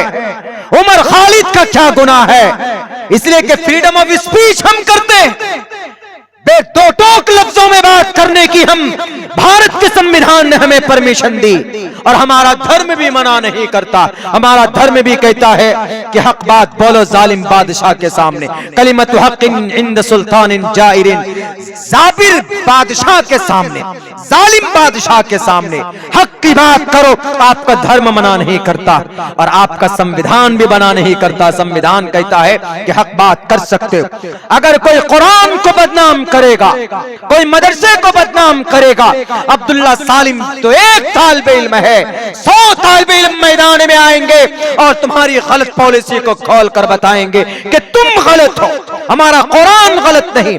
बताओ कोई भी एक कुरान करीम पढ़कर हाफिज कुरान कोई टेररिस्ट बना हो? देश में 6.5 लाख हुफ्फाज पैदा होते हमारे भारत में, 6 लाख एक साल में हुफ्फाज किराम पैदा होते इस वक्त पूरे भारत के अंदर। बताओ इन 6 लाख हुफ्फाज में से कौन दाइश में गया, कौन गया ISIS की पुष्ट पनाही करने के लिए? कोई नहीं जाता। कुरान पढ़कर कोई जिहादी नहीं बनता। कुरान पढ़कर कौन बनता? उठाओ तारीख, तुम्हें शक हो कि कुरान पढ़कर जिहादी बनता तो कुरान पढ़ने वाला जाबिर इब्न हय्यान था। दुनिया का सबसे पहला सर्जन, कुरान पढ़कर निकलने वाला अबू मंसूर बगदादी था, जिसने 500 दवाई की खोज की। उनमें से आयुर्वेदिक दवाई भी है जिन्हें ऑर्गेनिक इंडिया बोलते हो। किसने इस दवाई की खोज की?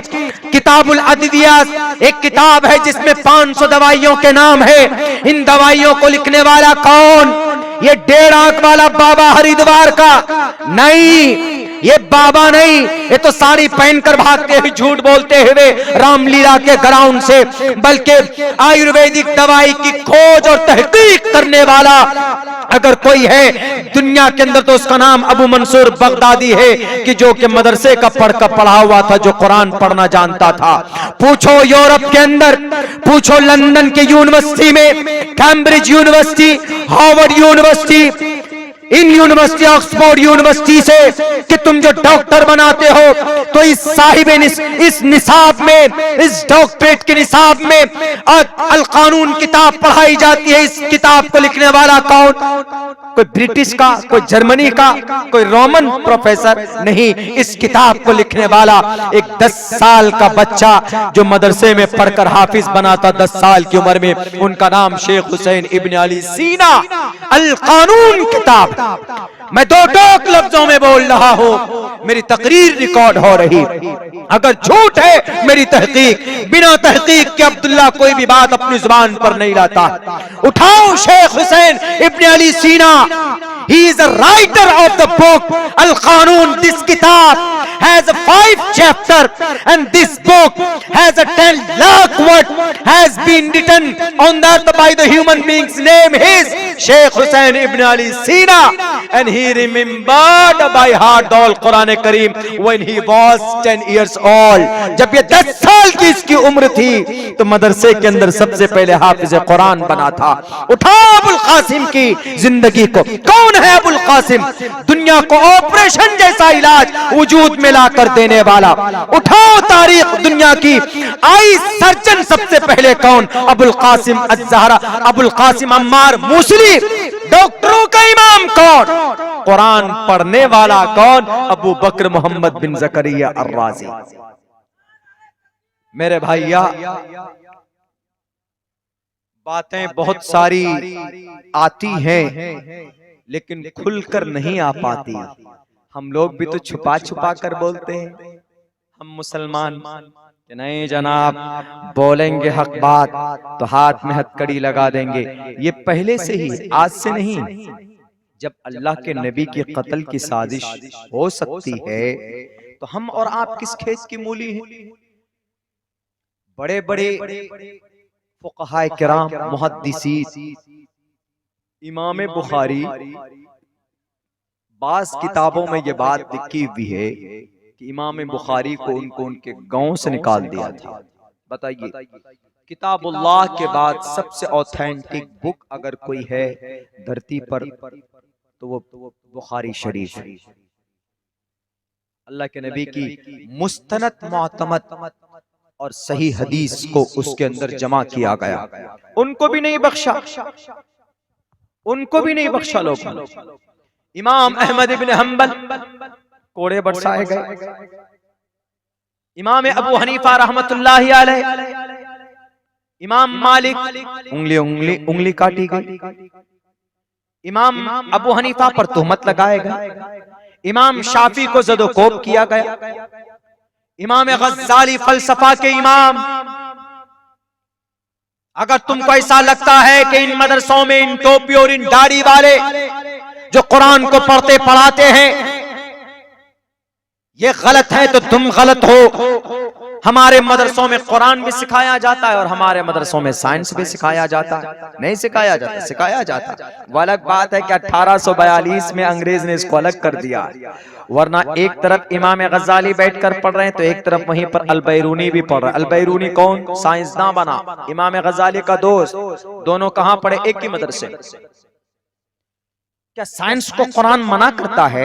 नहीं, बल्कि साइंस भी पैदा होता है कुरान से ही। साइंस, बाज लोग जो कुछ अटकल लगाते हैं उनका अटकल लगाना एक अंदाजा, साइंस का मतलब एक अंदाजा, चीजें जोड़ तोड़ कर लाकर जोड़ने को एक साइंस बोला जाता है।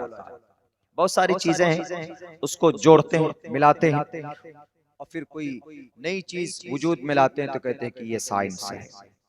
लेकिन साइंस का पुर्जा पुर्जा अल्लाह ने कुरान करीम में जिक्र किया है, बताया है। आप जब कुरान पढ़ेंगे, कुरान और साइंस जब दोनों का कंपेयर करेंगे तो आपको पता चल जाएगा कि ये कुरान वो किताब है जो सिर्फ 1450 साल पहले तिलावत के लिए नाजिल नहीं हुई थी, जो सिर्फ नमाज पढ़ाने के लिए नाजिल नहीं हुई थी, बल्कि कि तमाम समस्या का समाधान के लिए कुरान करीम को अल्लाह तबारक व तआला ने मोहम्मद रसूलुल्लाह को भेजा। बहुत लोग सवाल करते हैं ना कि मौलाना क्या आप कुरान की बात करते हो, क्या आप मदरसे में मौलाना की बात करते हो, बुखारी की बात करते हैं, हदीस की बात करते हैं। पुरानी बातें हो गई, नया जमाना है, कुछ नया होना चाहिए, कुछ चटपटा होना चाहिए, कुछ मॉडर्न होना चाहिए। क्या मॉडर्न होना चाहिए? एक मौलाना साहब को तकरीर कर रहे थे, एक आदमी सामने से खड़े होकर के कहा कि मौलाना आपका 5 जलसा था, 1 तारीख, 2 तारीख, 3 तारीख, 4 तारीख, ये 5वां जलसा है। आपने पहले दिन में भी जलसे में नमाज के ऊपर तकरीर की, दूसरे दिन भी मैं गया आपके जलसे में, उस दिन भी आपने नमाज पर तकरीर की, तीसरे दिन भी गया मैं तो उस दिन भी आपने नमाज पर तकरीर की, चौथे दिन भी मैं गया आपके साथ जलसे में, आपने उस दिन भी नमाज पे तकरीर की। आज 5वां दिन है, आज भी आप नमाज के ऊपर बोलने जा रहे हो, क्या मतलब है? आपको कोई दूसरी तकरीर नहीं आती क्या? कारी तैयब साहब रहमतुल्लाहि अलैह, कारी तैयब साहब जिन्हों दारुल देवबंद मौलाना कासिम नानोतवी हैं, उनके तकरीबन पोते हैं कारी तैयब साहब। उनको कहा था, किसी ने सवाल किया, क्या मौलाना कुछ नया बताइए? बोलते हैं मौलाना कुछ नया हो। हमारे तजम्मुल भाई को कल कोई फोन किया कि मौलाना को कहिएगा कि थोड़ा योगी मोदी मौलाना अब्दुल्ला तकरीर में कहें। हमने कहा वाह भाई वाह, हम योगी मोदी करें, आप एडिटिंग करके लगा दीजिए, हाथ में हाथ करिए, हमारे लगे। वो चीजें मुअज़्ज़ब हो, आप थंबनेल बनाइए, सब कुछ बनाइए, मुअज़्ज़ब हो। मेरी तस्वीर है, एक तरफ मैडम पाडुकोन की नंगी तस्वीरें लगा रहे हो, एकदम बिल्कुल ऐसा बीच में दे रहे हैं कि जैसे कि मौलाना ही गले मिलने जा रहे हैं उससे। ये सब चीजें नहीं होनी चाहिए, ये तहजीब और अदब के खिलाफ है। क्या जरूरी है उन सब की तस्वीरें लगाना? थोड़ा ढंग से बनाइए। आप बहुत ही दुनिया की सबसे बेहतरीन निजाम, बेहतरीन शरीयत से बिलोंग करते हैं आप, और यानियत आप में नहीं होनी चाहिए। तो बैरकब उसके ऊपर तो बड़ी कंट्रोवर्सी हुई है, कल तकरीरें उसी के ऊपर हुई पूरी। तो उन्होंने कहा कि मौलाना कुछ चमक धमक, कुछ नई बातें बताइए, अलग कुछ डिफरेंट कीजिए। तो पता है क्या जवाब दिया उन्होंने? उन्होंने कहा कि बेटे ये बताओ तुम्हारा नाम क्या? उन्होंने कहा कि हजरत मेरा नाम अब्दुल रहमान है।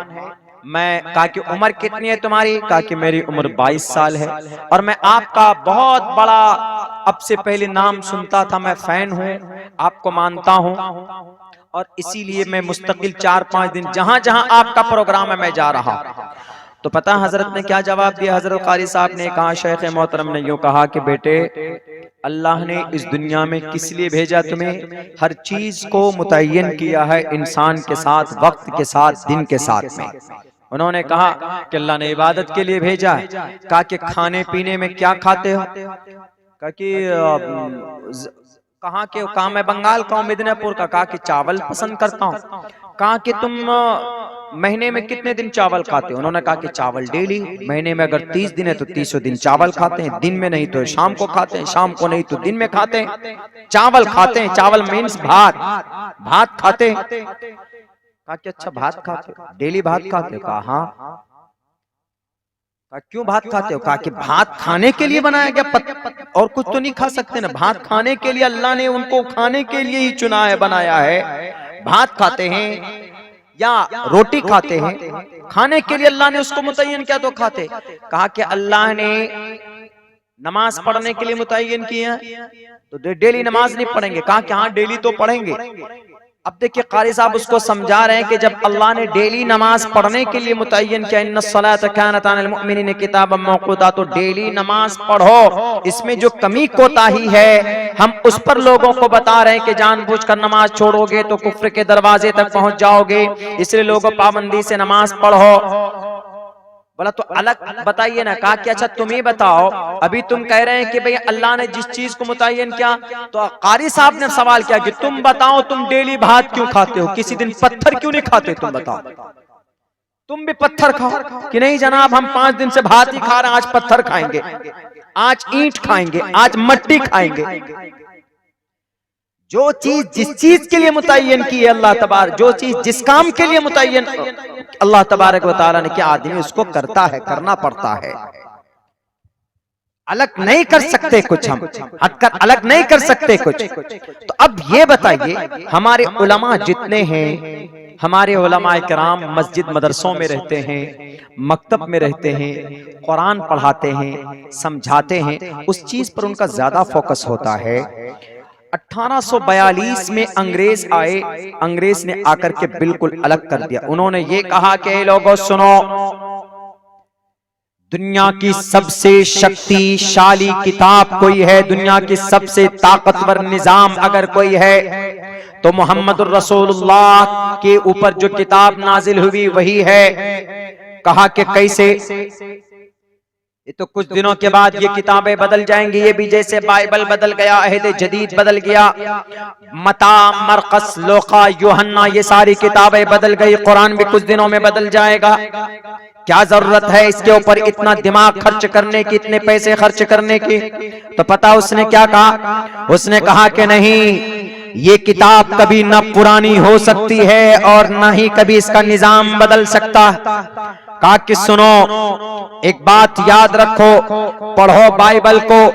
जब तौरात हजरत मूसा अलैहिस्सलाम को अल्लाह तबारक व तआला ने उनको दिया, नाजिल किया, तो अल्लाह तबारक व तआला ने मूसा अलैहिस्सलाम से यूं कहा कि मूसा, ये किताब, ये शरीयत मैं तुमको दे रहा हूं, लो पढ़ो, पढ़ाओ, समझाओ, लेकिन इसकी हिफाजत करते रहना, इसकी देखभाल करते रहना, इसमें तब्दीली ना हो जाए, इसमें कुछ बदलाव ना हो जाए, इसमें तुम्हारे एमपी एमएलए, तुम्हारे बादशाह, तुम्हारे लीडरान इसको जलाएंगे, इसको खत्म करेंगे, इसको बदलेंगे, इसके अहकामात के अंदर तब्दीली करेंगे, जरा केयर करना, इसको देखभाल करते रहना। जब इंजील हजरत ईसा अलैहिस्सलाम को दे रहा, अल्लाह दे रहा था, नाजिल कर रहा था, तो अल्लाह तबारक व तआला ने हजरत ईसा से कहा कि ए ईसा, ये इंजील तुम्हारे लिए, लेकिन लोगों को बताने के साथ साथ इसकी देखभाल भी करते रहना, इसका केयर करना, इसकी हिफाजत करना, इसका इसकी रक्षा करते रहना, नहीं तो लोग इसको बदल देंगे, इसको जला देंगे, इसमें तब्दीली कर देंगे, मन मर्जी मुताबिक इसमें तब्दीली करेंगे, अल्फाज बदल देंगे, कोई और अलग से अल्फाज डाल देंगे, अहकामात डाल देंगे। जरा गौर से, ध्यान से, चौकन्ना होकर जब ज़बूर हजरत दाऊद अलैहिस्सलाम को दिया जा रहा था, तो हजरत दाऊद से कहा कि दाऊद, ये किताब तुम्हें दी जा रही है, इस किताब की हिफाजत करना, इसके अंदर कोई तब्दीली ना होने पाए, इसको कोई चोरी ना कर ले, या तुम्हारे चले जाने के बाद इस किताब के मानने वाले अपनी मर्जी के मुताबिक इसके अंदर तब्दीली करेंगे, इसके बारे में जरा ध्यान रखना। अंग्रेज क्या कहता है, 1842 में जब उस अंग्रेज ने इतनी मेहनत करने की कोशिश की, कुरान को इबादत और तिलावत और ईसाले सवाब के लिए मुतय्यन कर दिया, और उनसे जो मज़ामीन निकलते थे, साइंस की जो बातें निकलती थी, मैथ की जो बातें निकलती थी, डॉक्टरेट की बातें जो निकलती थी, इल्म तबीब के बारे में जो अहकामात थे, उन सबको उन्होंने दुनियावी एजुकेशन में डाल दिया कि ये सारे कुरान के अहकामात नहीं है, ये कुरान पढ़ने वालों का काम नहीं है, बल्कि ये चीजें हम अपनी तरफ से लॉन्च कर रहे हैं। हालांकि ये सारी चीजें, these things are related to the Quran Kareem, these things if you want to find, so definitely you will find out from the Quran Kareem. Science, math, ilm tabib, education of science and modern science, जदीद science, ये सारी चीजें आपको, science, social science, ये सारी चीजें आपको कुरान करीम के अंदर इनका तज़किरा आपको इशारतन, दलालतन, इक्तिज़ाउन, इन तमाम मेथड से आपको मिल सकता है। उस अंग्रेज ने कहा कि लोगों सुनो, जब रब, इनका रब मुसलमानों का, चूंकि जो रब मूसा का है वही रब मोहम्मद के मानने वालों का भी है, जो रब जीसस के मानने वालों का है वही रब मुसलमानों के मानने वाले का भी है, मुसलमानों का भी वही रब है। तो वो रब पता है जब कुरान नाजिल कर रहा था तो क्या कहा था मोहम्मद रसूलुल्लाह से, जब कुरान नाजिल हो रहा था, हजरत जिब्राइल लेकर आते थे तो अल्लाह के नबी जल्दी जल्दी पढ़ते, इन्ना अलैना जमाहु व कुरआन ला तुहर्रिक बिही लिसानक लिताजल बिही, अल्लाह के नबी जल्दी जल्दी पढ़ते थे, कहीं भूल न जाए, कहीं कोई आयत छूट न जाए, कहीं रह न जाए, जल्दी जल्दी पढ़े। तो अल्लाह के नबी अलैहिस्सलाम को अल्लाह तबारक व तआला ने वही की, ला तुहर्रिक बिही लिसानक लिताजल बिही, ऐ मोहम्मद जल्दीबाजी मत करो कुरान पढ़ने में, आराम से पढ़ो, तरतील के साथ पढ़ो। ये कुरान क्यों, इसका जमा करना मेरे जिम्मे, इन्ना अलैना, मेरी जिम्मेदारी, it's my responsibility to assemble, मेरी जिम्मेदारी इसको जमा करना, टू कलेक्ट, इसको जमा करना, इसको एक साथ रखना आपकी जिम्मेदारी नहीं है। ऐ मोहम्मद, मैंने तौरात मूसा को दिया पढ़ने के लिए, अमल करने करवाने के लिए, लेकिन हिफाजत की जिम्मेदारी मूसा को दी, तौरात जबूर दिए ईसा दाऊद को संभालने की जिम्मेदारी दी, लेकिन ऐ मोहम्मद मैं कुरान तुम पर नाजिल कर रहा हूं, और इस कुरान की हिफाजत, इनके अहकामात की हिफाजत और कुरान के अल्फाज की हिफाजत तुम्हारे जिम्मे नहीं है। ऐ मोहम्मद रसूलुल्लाह, इस कुरान की हिफाजत की जिम्मेदारी मेरे जिम्मे है। जैसे बाइबल बदल दिया गया, तौरात बदल दिया गया, जबूर बदल दिया गया, इंजील बदल दिया गया, लेकिन कोई माए का लाल कुरान नहीं बदल पाया। क्यों? क्योंकि कुरान का मुहाफिज कौन? अल्लाह तबारक व तआला है। कुरान को कोई नहीं बदल सकता, उसके मज़ामीन को भी कोई नहीं बदल सकता, उससे जो मज़ामीन निकलते हैं उससे भी उसको भी कोई नहीं बदल सकता। अहकामात, जैसे भी तलाक का मसला है, या कहीं कहीं नमाज का मसला है, अजान का मसला है, वजू का मसला है, विरासत का मसला है, लेन देन का मसला है, तिजारत का मसला है, सूद का मसला है, हराम हलाल का मसला है, निकाह का मसला है, अगर कोई इसमें बदलने की कोशिश करेगा तो गोया कुरान के हुक्म को बदलने की कोशिश कर रहा है। और अल्लाह क्या कह रहा है कि कोई माए का लाल कुरान को नहीं बदल सकता। क्यों? वो किताबें बदल गई, तौरात बदला हुआ, देख लीजिए आपको तौरात नहीं मिलेगा, तौरात और इंजील दोनों को मिला करके बाइबल बनाया गया, बदला हुआ, एकदम बदला हुआ।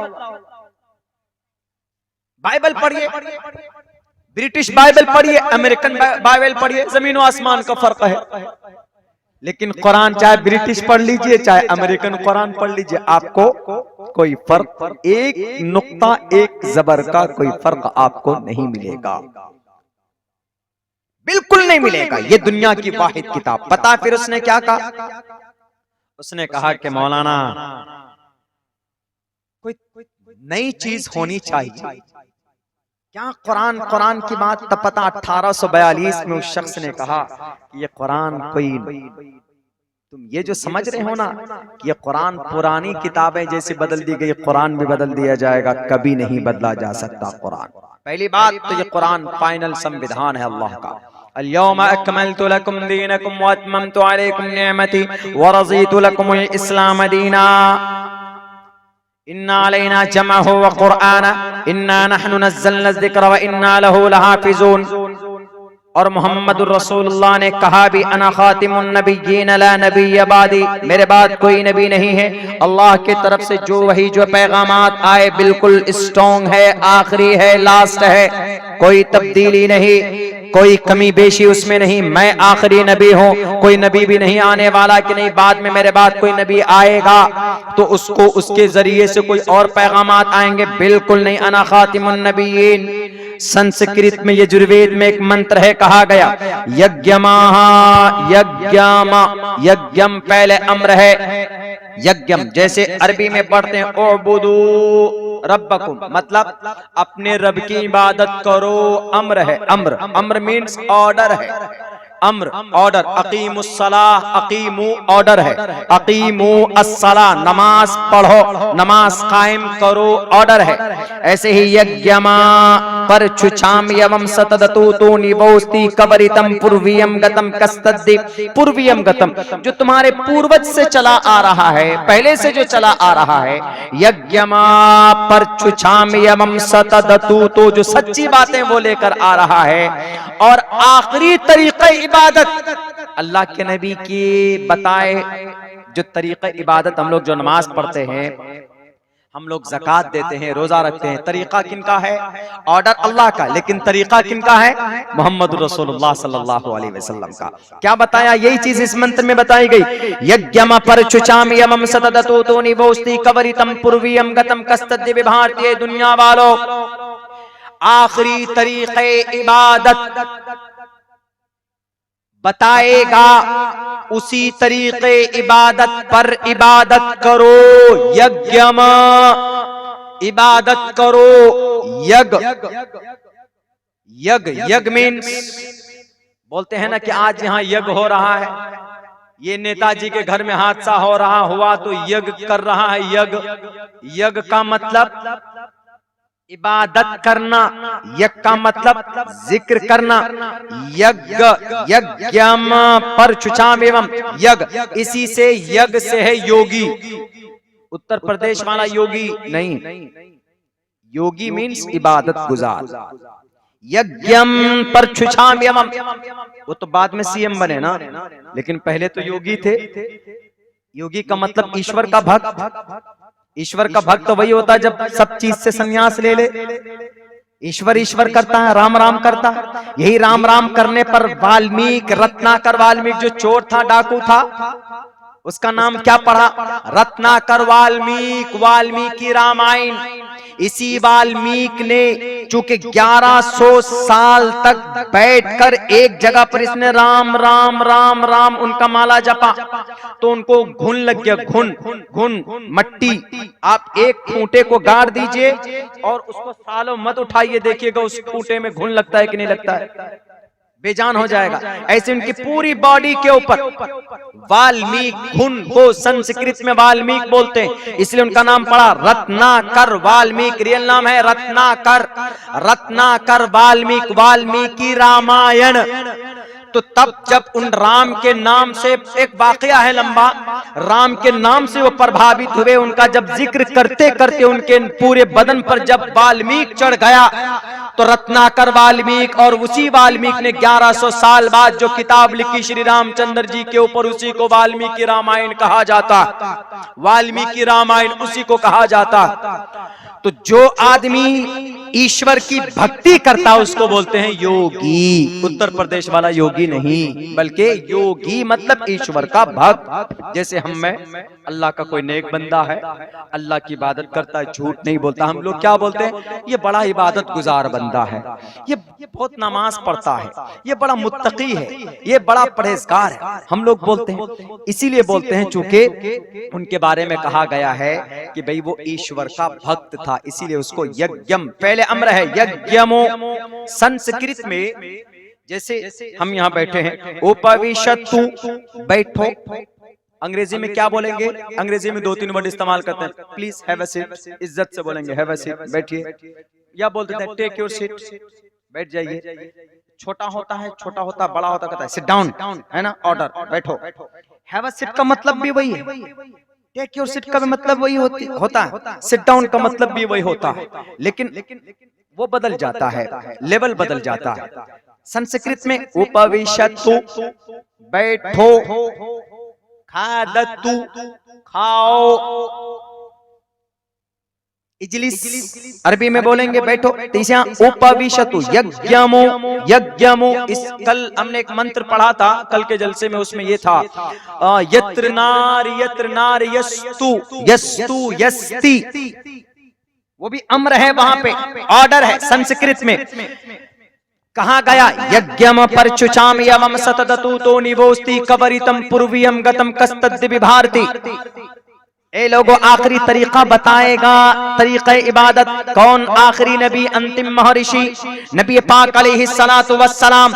लोग, वो अंग्रेज कहने लगा 1842 में, ये किताब कभी पुरानी नहीं होगी, तुम समझते हो कि पुरानी है, सवाल उठाकर देख लेना, कभी भी सवाल उठाकर देख लेना। तो आज क्या कहा जाता है कि मोहम्मद गलत नहीं है, कुरान भी गलत नहीं है, लेकिन एतराज का तरीका बदल दिया है। वो लोग ये कहने लगे कि मोहम्मद भी ठीक है और कुरान भी ठीक है, लेकिन अब चूंकि जमाना नया आ चुका है, मॉडर्न जमाना आ चुका है मौलाना, और कुरान कब नाजिल हुआ?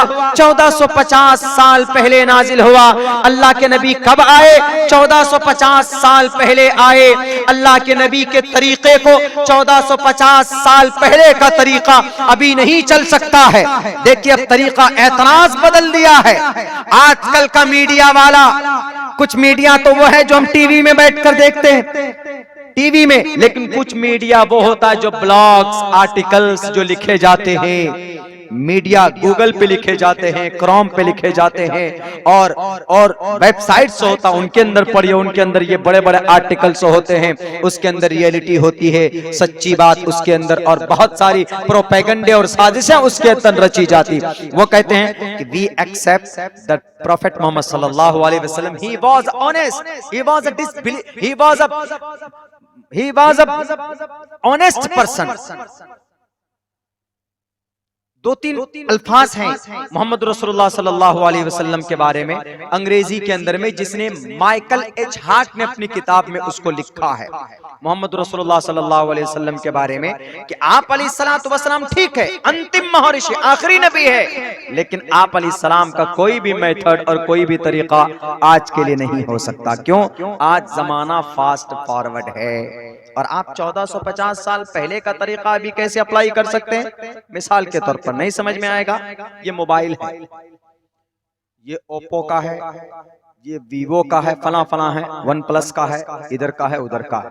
अब बताइए ये सब मोबाइल कब का प्रोडक्ट है? ये सब मेरे ख्याल से ज्यादा 10 साल, 20 साल पहले इन मोबाइलों को वजूद था? नहीं था। 4 कैमरे वाला मोबाइल था? नहीं था। 4 क्या, 1 कैमरा वाला भी नहीं था।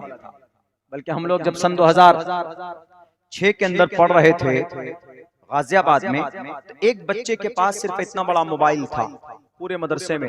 हम लोग ताज्जुब से सिर्फ असर की बात देखने जाते थे उस मोबाइल को, समझते थे कि क्या अजूबा लेकर आ गया।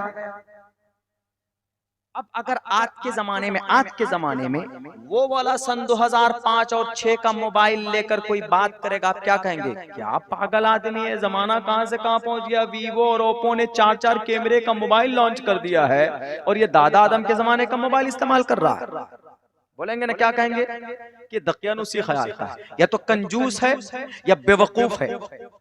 दुनिया कहां से कहां पहुंच गई, दुनिया आगे बढ़ रही तो आगे बढ़ो। देखिए तरीका आप क्या कह रहे हैं, अब एतराज का तरीका बदल गया आपके मोहम्मद पर, आपके कुरान पर, तो कैसे जवाब दोगे? मैं उस जवाब को आपको बताना चाहता हूं मेरे भाइयों, उस जवाब को सुनिएगा। क्या कुरान पुराना है? क्या मोहम्मद रसूलुल्लाह लाइफ, रसूलुल्लाह की जिंदगी, उनका मेथड क्या पुराना है? आपको ऐसा लगेगा, सवाल करने वाले का सवाल सुनकर देखकर आपको ऐसा लगेगा कि यकीनन शायद हम गलत हैं, ये आदमी जो सवाल कर रहा है ये सही। आप कहेंगे वो सवाल यूं करता है कि दुनिया आगे बढ़ रही है, वो चीजें छोड़ो, आगे बढ़ो, मॉडर्नाइज को इस्तेमाल करो, जदीद साइंस का गुलाम बनो, छोड़ो कुरान को, छोड़ो अल्लाह के नबी की जिंदगी को। हम कहेंगे कि नहीं, हम तो आशिक़े रसूल हैं, मर जाएंगे मिट जाएंगे, हम मुहिब्बे रसूल हैं, हम कुरान के दीवाने हैं, हम मोहम्मदुर रसूलुल्लाह सल्लल्लाहु अलैहि वसल्लम के उम्मती, हम ना मोहम्मद को छोड़ सकते, ना कुरान को छोड़ सकते, ना अल्लाह के एक होने के अकीदे को अपने दिलो दिमाग से निकाल सकते, यही कहेंगे ना। लेकिन सवाल करने वाला सवाल करेगा, अच्छा चलो ठीक है, तुम मुहिब्बे रसूल हो, रसूलुल्लाह से मोहब्बत का दावा करते हो, तो तुमको यहाँ से अगर तुमको हावड़ा से अगर आपको कहाँ जाना पड़े, कलकत्ता से अगर आपको सिल्लीगुड़ी जाना पड़े, तो आप किस में जाएंगे? आपको तेज जाना पड़े, तो आप तो आशिक़े रसूल हैं, मुहिब्बे रसूल हैं, तो मोहम्मदुर रसूलुल्लाह जिन चीजों से सवारी की चले, आप वही चीज लेकर जाएंगे ना। क्यों? मोहम्मद रसूलुल्लाह से मोहब्बत करते हैं। आप जिन जिन चीजों पर बैठकर गए, सवारी की आपने, मक्का से मदीना गए, मदीना से मक्का आए, बैतुल मक़दिस गए, यहाँ गए वहां गए, तो आप उन्हीं चीजों पर बैठकर सवारी करोगे ना। तो आप हावड़ा स्टेशन से आपको सिल्लीगुड़ी पहुंचना है 9-10 घंटे के अंदर, तो तेज रफ्तार ट्रेन कौन सी है? शताब्दी है। अब तो वंदे भारत भी चालू हो गई। आप कहेंगे कि मौलाना वंदे भारत पर बैठकर जाएंगे, क्यों जी? आप तो मुहिब्बे रसूल हो ना। वंदे भारत ट्रेन या शताब्दी ट्रेन या और तेज पहुंचना है 45 मिनट के अंदर, तो हवाई जहाज लेंगे कलकत्ता से, बागडोगरा एयरपोर्ट पहुंच जाएंगे आप पौन घंटे में। क्यों जी? हवाई जहाज तो मोहम्मद रसूलुल्लाह के जमाने में था ही नहीं, न वंदे भारत ट्रेन न शताब्दी।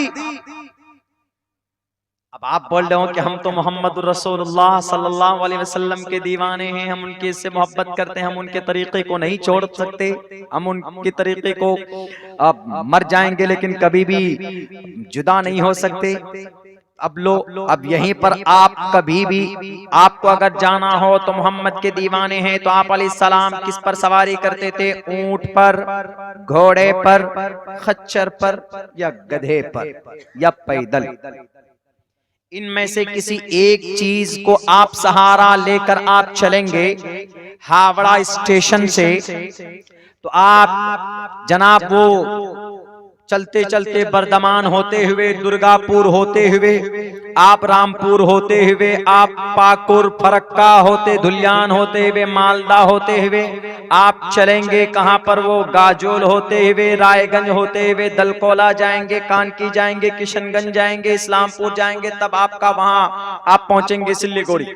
पहुंचने में अगर आप ऊंट पर बैठेंगे तो आपको कम से कम 10 दिन लग जाएगा चलते चलते। पैदल अगर आप चलेंगे तो कम से कम 15 दिन में पहुंचेंगे। पता चला है कि आप जो काम करने के लिए जाएंगे वो पहले ही टाइम खत्म हो गया आपका।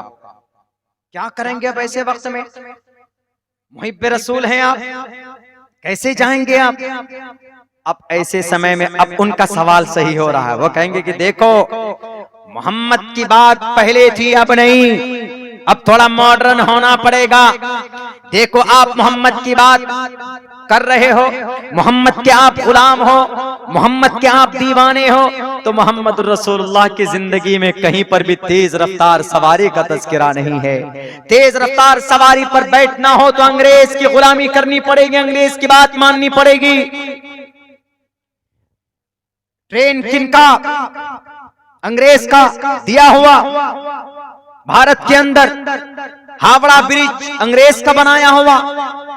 भारत के अंदर बहुत सारी चीजें छोड़कर गया। देखो, अंग्रेज की गुलामी कर रहे हैं कि नहीं कर रहे हैं, हम अंग्रेज की बात मांग रहे हैं। तो आप एक बात कहना, आप कहना कि दुनिया वालों, ये शरीयत के खिलाफ नहीं है ट्रेन पर बैठकर सवारी करना या हवाई जहाज पर बैठकर सवारी करना। और ऐसा नहीं है कि मोहम्मद रसूलुल्लाह की जिंदगी के अंदर तेज रफ्तार सवारी का तस्करा नहीं है। तेज रफ्तार कोई आप अलैहिस्सलाम कोई ऐसी सवारी पर नहीं बैठे जिसकी रफ्तार तेज ना हो, इसका वजूद है। आप अलैहिस्सलाम ने तेज रफ्तार सवारी पर बैठकर आपने सवारी की है। यहां तो अंग्रेज का है। वंदे भारत कहां से आया? बाहर कंट्री से, शायद जर्मनी से या चाइना से। ये जनाब आपका बुलेट ट्रेन कहां से लाए? जर्मनी से। आपका तो है भी नहीं। अल्लाह के नबी अलैहिस्सलातु वस्सलाम जिस सवारी पर बैठे,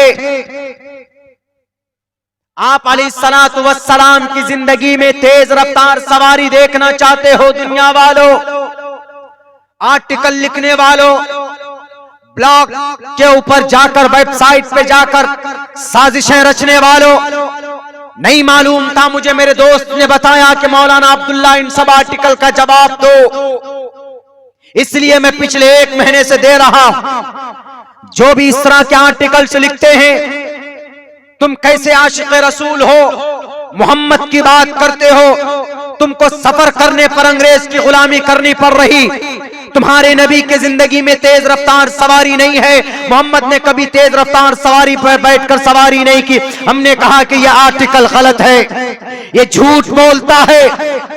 कुरान के बारे में लिखा है, कुरान के ऊपर यह आरोप है, यह इल्जाम है।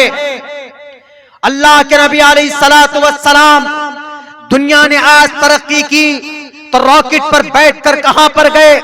ज्यादा से ज्यादा एयर स्पेस पे गए, स्पेस स्टेशन पे गए। सैटेलाइट तुमने बनाया, और जो सैटेलाइट गूगल वालों ने ये स्पेस पे छोड़ा है, उसकी उम्र कितनी है? 30 साल।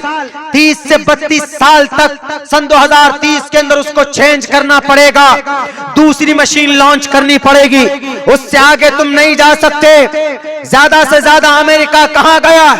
ज्यादा से ज्यादा भारत के अंदर वैज्ञानिक लोग कहां तक पहुंचे?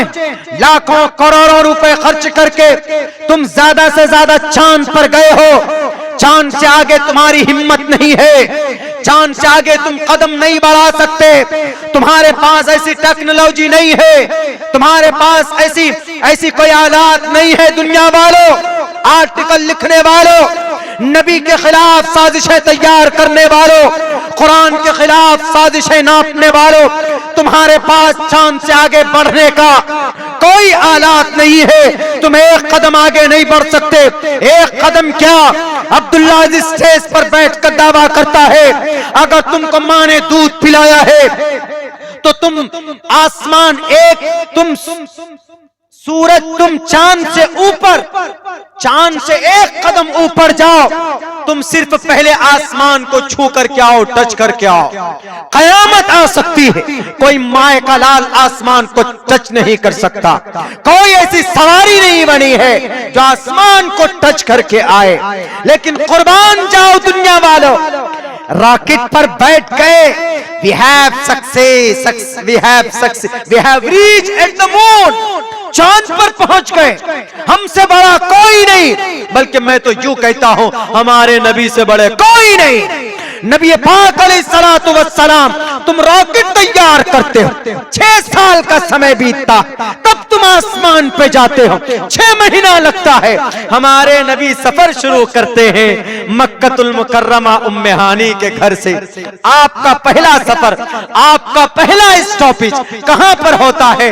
बैतुल मक़दिस में होता है। वहां नमाज पढ़ाते तमाम के तमाम अंबिया कराम, आप अलैहिस्सलाम की इमामत में नमाज पढ़ते। आप अलैहिस्सलाम का ड्राइवर कौन? जिब्राइल अमीन है। और उस सवारी, उस रॉकेट का नाम क्या है?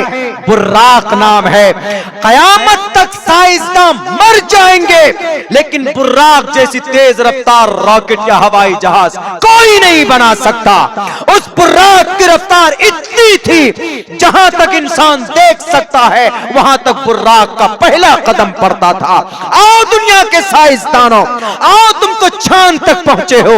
हमारे नबी तो चांद से आगे पहले आसमान पर, दूसरे आसमान पर, तीसरे आसमान पर, चौथे आसमान पर, पांचवें, छठे, सातवें बैते मामूर पर गए, तवाफ किया, उससे आगे सिदरतुल मुंतहा तक गए जहां पर रब बैठा है, जहां पर उसकी कुदरत की तजल्ली बैठी है, वहां तक पहुंचते हैं, अल्लाह से मुलाकात करके आते।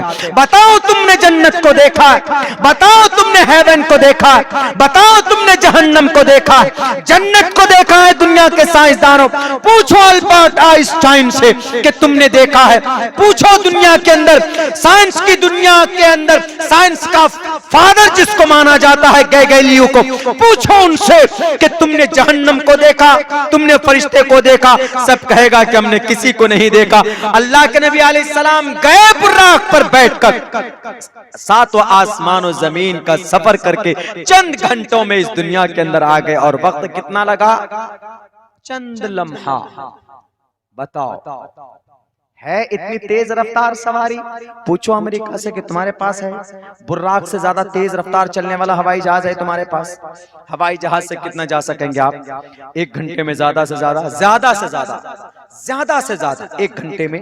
हमारी जितने भी डोमेस्टिक एयरलाइंस हैं भारत के अंदर, Indigo, spice jet, Vistara, air India, बाहर भी जाती है, स्टार वे और भी बहुत सारी है, गो फर्स्ट, गो एयर, ये सारी है। ज्यादा 1 घंटे में 900 किलोमीटर, 1000 किलोमीटर, 1100 या 1200 किलोमीटर, इससे आगे रफ्तार नहीं है। रॉकेट पर ज्यादा 1 घंटे के अंदर में 2500 किलोमीटर, इससे ज्यादा तेज रफ्तार नहीं। लेकिन बुर्राक इतनी तेज रफ्तार सवारी थी बुर्राक। आप अगर यहां से बैठकर अगर आप उड़ीसा को देख सकते हैं, दिल्ली की कुतुब मीनार को अगर आप देख सकते हैं, तो उस बुर्राक का पहला कदम वहां पड़ता है। बताइए क्या बोलते हैं लोग? अरे नबी की जिंदगी के अंदर में तो मॉडर्नाइजेशन है ही नहीं, नबी की जिंदगी में तो आज की नई चीजें हैं ही नहीं। बड़ी बात कर रहे थे कि नबी पुराने हैं, नबी बहुत पुराने हैं, बहुत पुराने हैं। देखो पुराने की बात कर रहे हैं, कयामत तक तुम्हारी नस्ल 7 नस्ल कब्र से उठकर आ जाए तो इतनी तेज रफ्तार सवारी नहीं बना सकते तुम। तैयारी चल रही। सूरज की रफ्तार कितनी है? सूरज की रफ्तार 1 घंटे में तकरीबन 7,20,000 किलोमीटर 1 घंटे में, इतनी रफ्तार है। लेकिन उससे भी कहीं ज्यादा रफ्तार बुर्राक की रफ्तार। पढ़ लीजिए आप जदीद साइंस के अंदर, मौलाना समीर साहब की किताब उठाकर पढ़ लीजिए, लंदन मैनचेस्टर में रहते हैं। कुरान में तज़किरा, सुब्हानल्लज़ी असरा बिअब्दिही, जी खत्म करना है क्या? सुब्हानल्लज़ी असरा बिअब्दिही लैलन मिनल मस्जिदिल हराम इलल मस्जिदिल अक़सा अल्लज़ी बारकना हौलहु लिनुरियहु मिन आयातिना, है 15 पारे के अंदर, यही तज़किरा है ना। दुनिया वालों उठाओ देखो, इल्जाम मत लगाओ कुरान पर। और इन चीजों को बोलना that is a very important.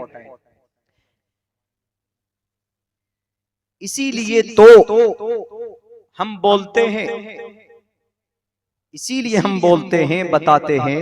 मेरा मजमून थोड़ा अलग होता है मेरे भाइयों, थोड़ा तल्ख भी होता है मेरा मजमून, लेकिन मैं उलमाए किराम की दुआ और अल्लाह के नबी अलैहिस्सलातु वस्सलाम की एक वारिसे अंबिया की फहरिस्त में नाम आने की वजह से मैं जरूरी समझता हूं कि ये आज जो जमाने के अंदर जो पूरी तरीके से बदनामी की कोशिश की जा रही, बदनाम करने की कोशिश की जा रही है कुरान और शरीयत को, सिर्फ इतना कह देते हैं कि नहीं जनाब ये कुरान है, ये दादा आदम के जमाने की किताब है, इसको पढ़कर, इसको पढ़ाकर कोई तरक्की न कर पाया है, न कर पाएगा, न आगे जा पाएगा। मैंने कई जगह पर कुरान को अहकाम इस्लाम अकल की नजर में, एक बहुत बड़े आलिम दीन है मौलाना अशरफ साहब, उनकी है अहकाम इस्लाम अकल की नजर में, उस किताब को पढ़िएगा तो आपको पता चल जाएगा कि इस्लाम का कोई भी हुक्म, कोई भी ऑर्डर, कोई भी फरमान हिकमत से खाली नहीं है, कोई ना कोई हिकमत है, जरूर है, अल्लाह तबारक व तआला ने रखा है। कैंसर का इलाज करवाना हो, कैंसर का मरीज है कोई इंसान, अगर पहले और सेकंड स्टेज पर है, उसको पाबंदी से रोजा रखवाइए, देख लीजिएगा कि उसका इलाज होता है कि नहीं होता।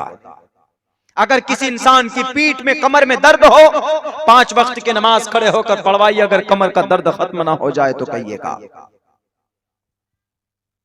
प्रैक्टिकली मेडिकल के एतबार से आप देख लीजिए, है बड़े बड़े झगड़े अल्बर्ट आइंस्टाइन जदीद साइंस का बानी समझा जाता।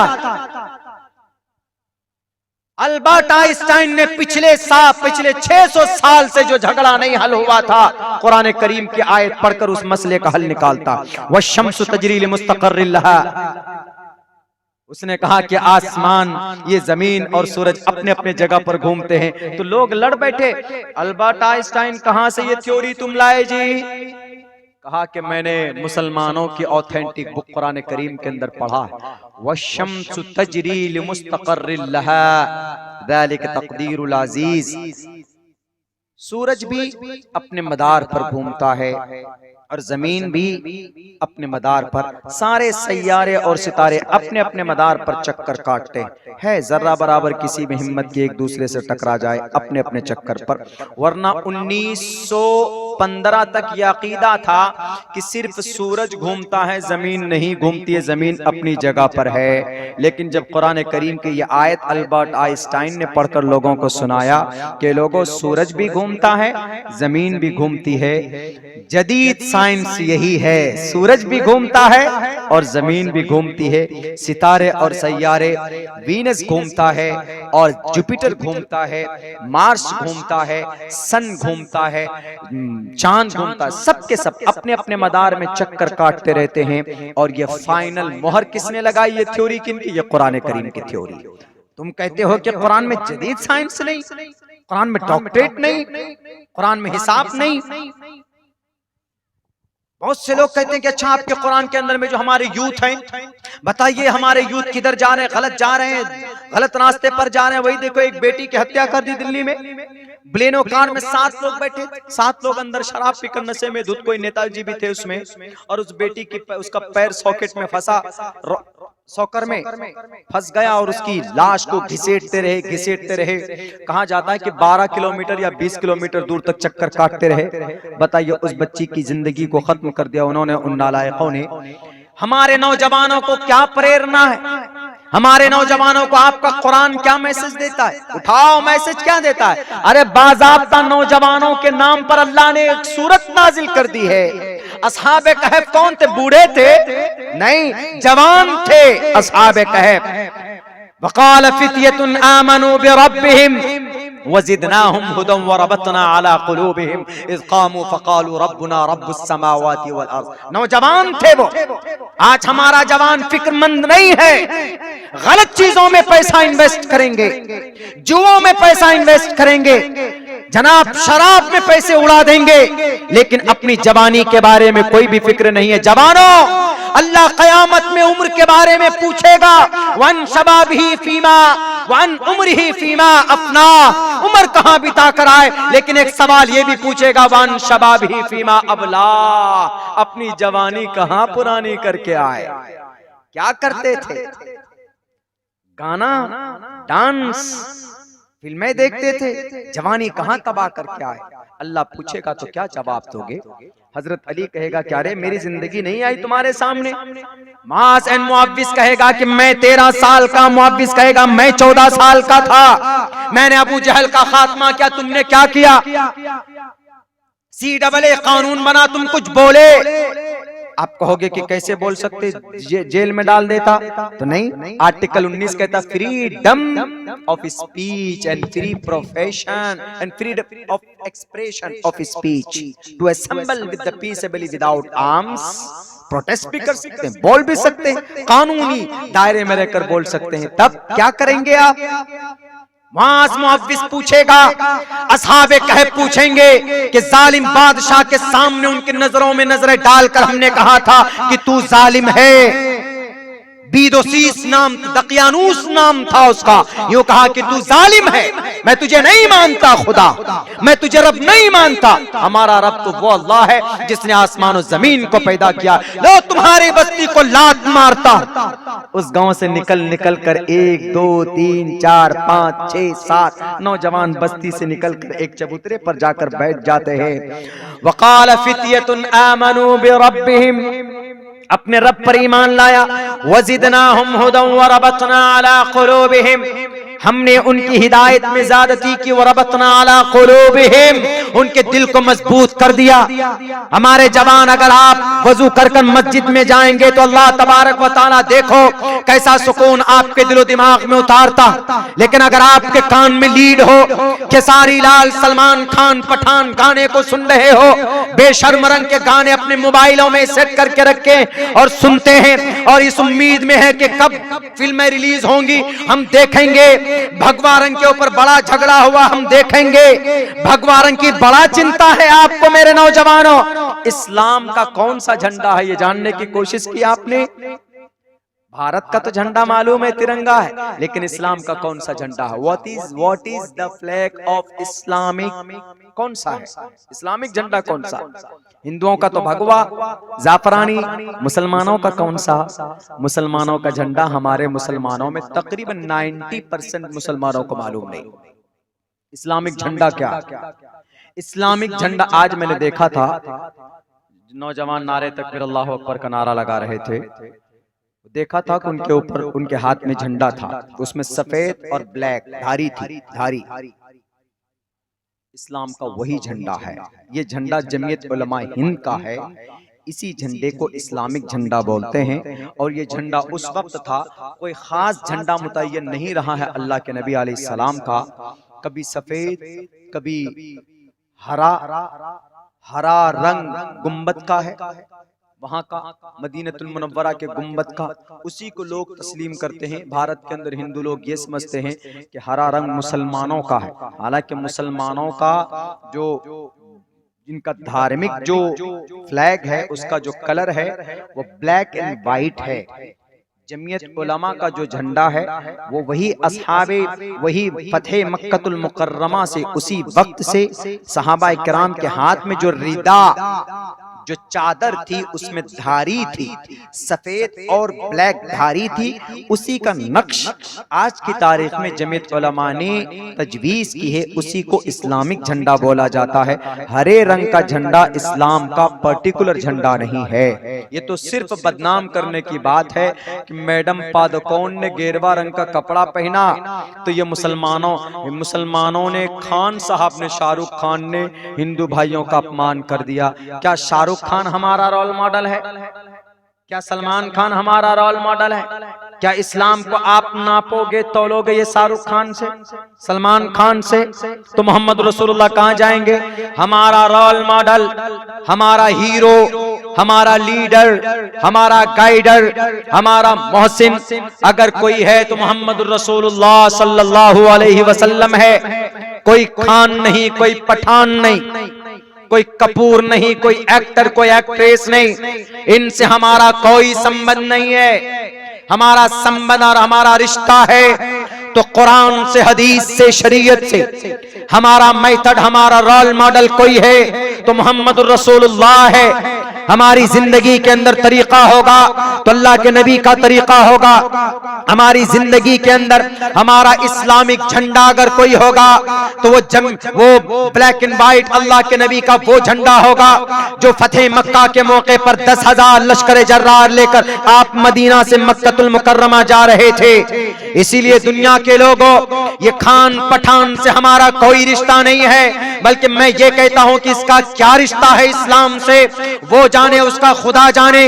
लेकिन इतना जरूर जानता हूं कि गाना बनाने, गाना सुनवाने, म्यूजिक के साथ शिरकिया अल्फाज उसके अंदर होते हैं, म्यूजिक के साथ क्या गाना सुनना सुनाना नाजायज और हराम है। कल कुरान करीम की मैंने आयत पढ़ी थी, वमिनन नासि मन यश्तरी लहवल हदीस युदिल्लु अन सबीलिल्लाह। आप मोबाइल खरीदते हो, यूट्यूब के अंदर पठान का गाना आता है, जनाब शाहरुख खान मैडम पादुकोण का आप लोड करते हो और कानों में डालकर सुनते हो, बड़े खुशी के साथ सुनते हो। नौजवानों याद रखो, कल कयामत में अल्लाह तबारक व तआला तुमसे पूछेगा, जवानी मैंने किस लिए दी थी? पठान के गाना सुनने के लिए। पूछो आज पठान कहाँ है? नजर उठाकर देखोगे तो उधर पठान नफ्सी नफ्सी के आलम में मुब्तला होगा।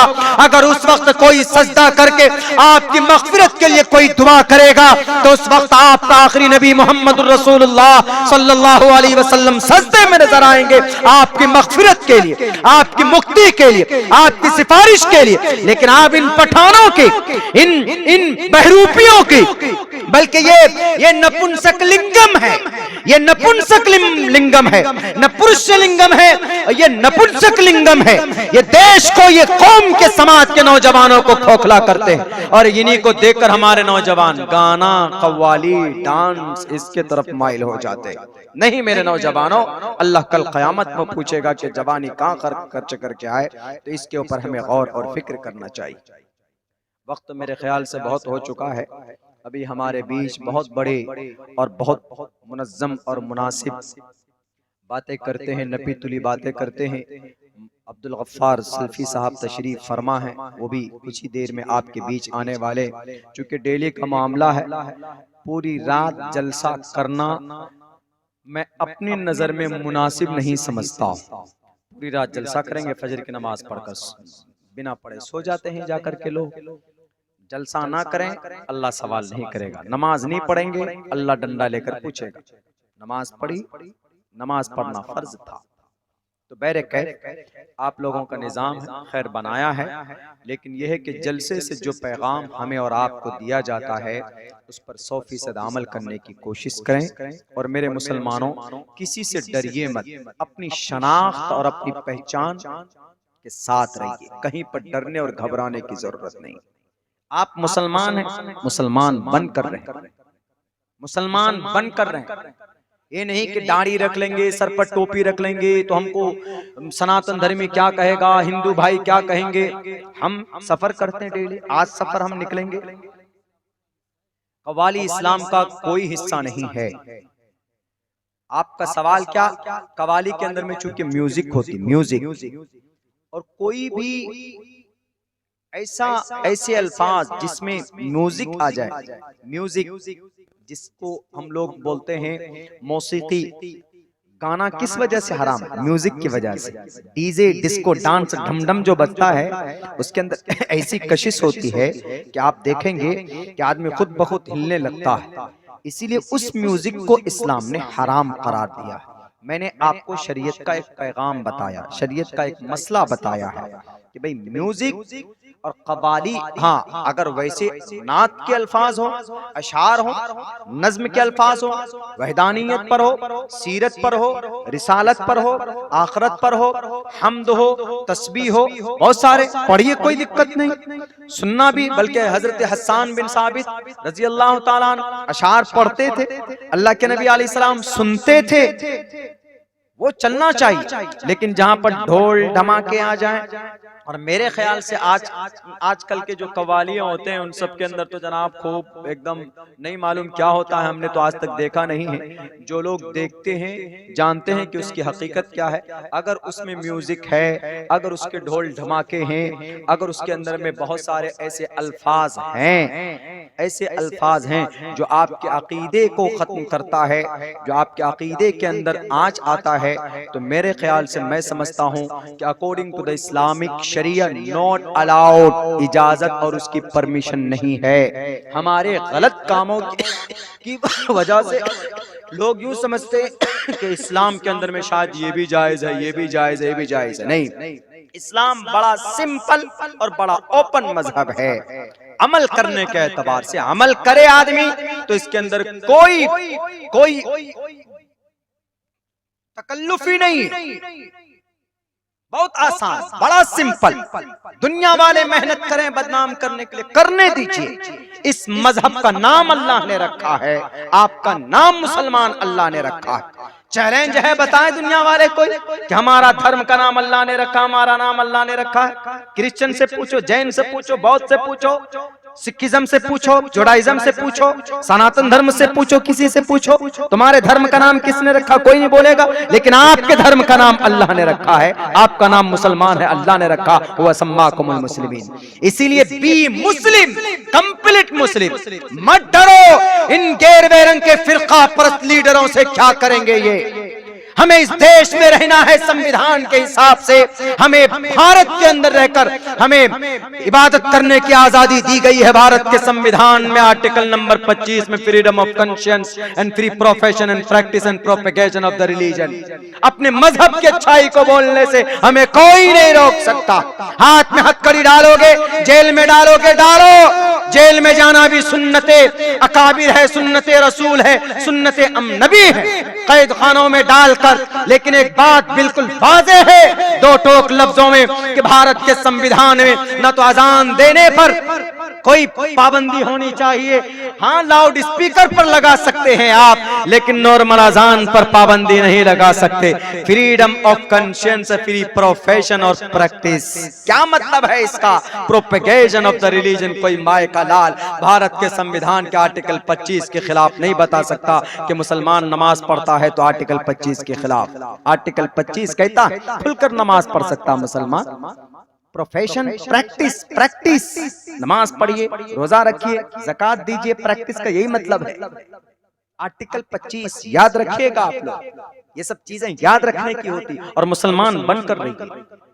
जब डेमोरलाइज हो जाते हैं, डर जाते हैं ना हम, वहीं पर मामला हो जाता है। एक चुटकला है ना, वो दो आदमी बैठा मिदनापुर से हावड़ा जाने के लिए बस में, पैंट शर्ट लगा करके बैठे, आराम से पैंट शर्ट पहन के, कोट वोट पहन के बैठ के, पैसा पॉकेट में था ही नहीं, टिकट कैसे ले। अब जेंटलमैन बन के बैठा, अच्छा टीटी वो कंडक्टर जो आएगा पूछने के लिए कि भैया पैसा दीजिए, टिकट लीजिए, तो कह दूंगा कि मैं स्टाफ देख नहीं रहे कि कोट वोट पहना हुआ हूँ, टाई वाई लगा हुआ है, सब कुछ। तो कुछ दूर गया, डेबरा तक पहुंचा तो कंडक्टर आके बोला कि भैया पैसा दीजिए, टिकट लीजिए। तो एक आदमी क्या बोलता, दो आदमी बैठा था आगे पीछे सीट में, तो बोलता क्या मैं स्टाफ पैसा नहीं देता, स्टाफ फ्री में जाऊंगा। अच्छा स्टाफ है, दिखने में लग रहा है कि पढ़े लिखे का, हाँ मैं स्टाफ हूँ, प्रोफेसर हूँ मैं। अच्छा सर आप स्टाफ हैं, तो मैं कंडक्टर हूँ, मेरे नाम का स्पेलिंग करके बता दीजिए तो जरा क्या है। अब वो पढ़ना लिखना कुछ भी नहीं जानता था, झूठ बोल रहा था। बोला क्या तुम कंडक्टर, कोई बड़ी बात है कंडक्टर की स्पेलिंग, तुम तो जानते ही होगे ना। कहा कि नहीं हम जानते या नहीं जानते, हम जाहिल आदमी, हमको बता दीजिए, लिख करके भी दे दीजिए। कहा कि अब क्या बोलेगा, उसको कुछ आता ही नहीं था, वो झूठ बोल रहा था। अब कंडक्टर ने पकड़कर बजाना शुरू कर दिया, मारना शुरू कर दिया, दांत मात तोड़ दिए बेचारे, झूठ बोल रहा था। गाड़ी से निकाल भी दिया, बस से निकाल दिया, जाओ भागो, झूठ बोलता। दूसरे के पास गया, अब दूसरा भी क्या बोलना है, उसके पास भी पैसे नहीं, उसके पास तो 2-3 और पेन भी लगे हुए थे अलग से। उसको भी बोल रहा क्या कि सर पैसे दीजिए, टिकट लीजिए। कहा कि मैं भी स्टाफ हूँ। आप भी स्टाफ हैं, पढ़े लिखे हैं? कहा हाँ बिल्कुल, नहीं दिख रहे हो, आदमी की पहचान नहीं है तुमको? मैं स्टाफ हूँ। अच्छा सर कंडक्टर की स्पेलिंग कर दीजिए तो बोला हाँ करता हूँ। कंडक्टर की स्पेलिंग CON ऐसे कुछ बोला, अटक गया, वो भी नहीं जानता, वो भी जीरो था। उसकी भी पिटाई हो गई, दांत मात तोड़ दिया, दोनों की बेइज्जती हो गई, बस से बाहर भी निकाल दिया। उसी में पीछे एक मौलाना साहब बैठे हुए थे, दाढ़ी, सर पे टोपी, पगड़ी, सफेद कुर्ता पाजामा, उनके पास भी पैसा नहीं था। अब वो कैसे बोले कि मैं भी स्टाफ हूं, क्योंकि कंडक्टर स्पेलिंग के क्या करे, चूंकि मौलाना लोग तो उम्मूमन पहले जमाने में हिंदी इंग्लिश वगैरह से बहुत कम वास्ता पड़ता था, इंग्लिश नहीं जानते थे। हम लोग भी पढ़े हैं, जब हमने फजीला कोर्स किया दारुल देवबंद से तो इंग्लिश नहीं जानते थे, बाद में जाकर डिप्लोमा हमने बेंगलोर में किया। लेकिन अब तो अल्हम्दुलिल्लाह अक्सर मदरसों के अंदर में इंग्लिश मैथ वगैरह ये सब पढ़ाने लगे बच्चों को। अब मौलाना साहब के पास कंडक्टर पहुंचे, मौलाना साहब मुल्ला जी पैसा दीजिए, टिकट लीजिए। उन्होंने कहा कि अब मैं क्यों टिकट लूं? कहा क्यों, आप कलकत्ता नहीं जाएंगे? कहा हाँ जाना तो है, लेकिन मैं भी स्टाफ हूं। बोल दिया मैं स्टाफ। अच्छा आप भी स्टाफ हो मुल्ला जी? कहा हाँ। अब डर भी था, पैसा है नहीं, स्पेलिंग करना नहीं जानता हूं, पिटाई भी होगी पता नहीं, पसीने छूट रहे डर से। बोल तो दिया कि मैं स्टाफ हूं, लेकिन उसने कहा अच्छा आप भी स्टाफ हैं तो आप भी एग्जाम दीजिए। मैं कंडक्टर हूं, मेरे नाम का स्पेलिंग कर दीजिए, हम समझ जाएंगे कि आप स्टाफ हैं। अब बेचारे मौलाना की भी इज्जत खतरे में। दाढ़ी है, सफेद दाढ़ी है, सर पर टोपी है, सफेद कुर्ता पैजामा है, पिटने का भी डर कि कहीं कंडक्टर पीट न दे, घोंसा उसा ना मार दे, सर पे थप्पड़ उप्पड़ ना मार दे। अब उसके बाद देखिए, मैं जो चीज बताना चाहता हूँ यहाँ से बताना चाहता हूँ आपको। तो उसने सर नीचे किया, 1-2 सेकंड के बाद सर उठाता है। उसके बाद बोलो क्या करना है? कहा कि मेरे नाम का स्पेलिंग करो, मैं कंडक्टर हूँ, मेरे नाम का स्पेलिंग करो। इतनी सी बात, मैं करता हूँ अभी। तो उन्होंने देखिए कैसे स्पेलिंग करना शुरू किया। उन्होंने कहा काफ नून जबर कन डे, ये काफ जबर डेक, कंडक्टर जबर कंडक्टर। स्पेलिंग उसने इंग्लिश में करने को कहा, इसने उर्दू में हिज्जे करके बता दिया। अब वो कंडक्टर जो था वो कंफ्यूज हो गया, अरे ये स्पेलिंग कौन सा स्पेलिंग के तू? काफ नून जबर कन डे, ये काफ जबर डक्टर जबर टर कंडक्टर। कहा फिर से करो। कामी मियाज बर में, नून गुन्ना में, काफ अलिफ जबर का, रा या री मैं कारी, स्वाद अलिफ जबर सा, हा बा जबर हब मैं कारी साहब हूँ। मीम याज बर मेरे, अलिफ जबर रा मेरा, घा गा भे रे जबर घर मेरा घर। ऐसे पूरा वो स्पेलिंग ही कर रहा, हिज्जे ही कर रहा, उर्दू में कर रहा।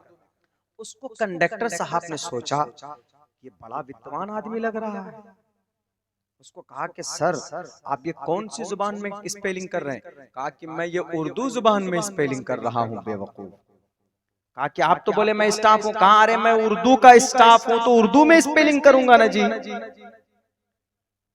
ये भी बात सही है। तो उसको इज्जत से उठा करके एक नॉर्मल सीट में जो बैठा हुआ था वहां से उठा करके उसको वीआईपी सीट पे ले जाके बिठाया कि लीजिए गुरुजी आप यहाँ बैठिए। बताइए, वो समझ रहा था कि पता नहीं कितना महान पढ़ा लिखा आदमी। अपनी हकीकत नहीं छोड़ी उन्होंने। अगर वो भी वहां पर इंग्लिश में चला जाता, इंग्लिश में कोशिश करता, इंग्लिश जानता नहीं था, पिटाई होती कि नहीं होती? लेकिन जो उसकी हकीकत थी, अपनी हकीकत निडर होकर उसके सामने रखा उन्होंने और कहा मेरी हकीकत यह है कि मैं मौलाना साहब हूं और मैं उर्दू का स्टाफ हूं। मैं उर्दू का स्टाफ हूं तो उर्दू में लो। उर्दू में पूरी तशरीह कर दी उन्होंने, उर्दू में स्पेलिंग करके बता दिया उन्होंने कि वो कौन है, कहां से आ रहा है, उसका घर कहां है, क्या है, सब कुछ बता दिया उन्होंने उर्दू के अंदर। उसकी भी इज्जत रह गई और फिर जनाब सम्मान और अलग से दिया और यूं कहा कि आप बड़े महान पढ़े लिखे लग रहे हैं मुल्ला जी, कारी साहब, आप आइएगा तो कभी भी आपसे पैसा नहीं लूंगा। तो आप अपनी हकीकत को अगर नहीं भूलोगे, आप अपनी शनाख्त को अगर बाकी रखोगे तो इंशाअल्लाह तबारक व तआला कहीं पर जलील और रुस्वा अल्लाह तबारक व तआला नहीं होने देगा, कहीं पर भी नहीं होने देगा। शर्त यह है कि अपने अंदर वो काबिलियत पैदा करें, नॉलेज और जानकारी पैदा करें। हमारे नौजवान जितने भी, उन नौजवानों से यही कहूंगा कि मेरे भाइयों, दुनिया की एक छोटी कौम है, सबसे ज्यादा लूटने और पिटने वाली कौम यहूदी कौम थी, लेकिन 1947 के बाद जब से हमारा ये देश आजाद हुआ, उसके बाद से इस कौम ने वो तरक्की की है कि दुनिया के अंदर इसके मुकाबले में कोई कौम खड़ी नहीं हो सकती। सबसे ज्यादा रुस्वा कौम, सबसे ज्यादा ताकतवर कौम कैसे बन गई, इस टॉपिक के ऊपर मैं फिर कभी बात करूंगा। लेकिन इतना कहूंगा कि उनके नौजवानों ने मेहनत की, उनकी माओ ने मेहनत की उनके बच्चों के ऊपर। तो आज पूरी दुनिया के ऊपर अगर कब्जा किसी का है तो यहूदियों का कब्जा है। उनके बच्चे, उनके नौजवानों को सही दिशा के ऊपर मेहनत करने की वजह से, आपको भी मेहनत करने की जरूरत जरूरत है। इंग्लिश से मरगूब होने की जरूरत नहीं है कि जनाब को इंग्लिश बोलता है तो मरगूब हो गए। ये इंग्लिश बोलने वाले झूठे हैं, ये लुटेरे हैं, गद्दार हैं। No need to talk in English language. अल्हम्दुलिल्लाह मौलाना, I spent 14 years completely in a madrasa, Darul Deoband. I am a product of madrasa. मैंने किसी स्कूल में नहीं पढ़ा, लेकिन आप बोल सकते हैं। इंग्लिश में बोलना, बात करना कोई बड़ी चीज नहीं है, लेकिन आप अपनी हकीकत को पहचाने, उस हिसाब से उस तरह का मुसलमान बनाए। अल्लाह के नजर में ये चीज पसंदीदा है। हम तो संस्कृत में भी बोल के बता देते हैं। संस्कृत ग्रामर लोग नहीं जानते, उनके गुरु लोग नहीं जानते हैं। जब मेरी मुलाकात महाराष्ट्र में हुई थी, उन्होंने कहा कि यूयम तुवम अहम। हमने तो सारे संस्कृत की उनकी एक अना नहनु जालिका हाजा हाजिही उलाइका युवम तुवम एतत एशा शा बालिका, ये सब कुछ हमने समझाया था। कोई बड़ी चीज नहीं है, लेकिन अपने अंदर वो हुनर पैदा करो, अपने अंदर वो इंटेलिजेंसी पैदा करो, अपने अंदर वो शार्पनेस पैदा करो। दुनिया कदमों में इंशाअल्लाह तुम्हारी गिरेगी।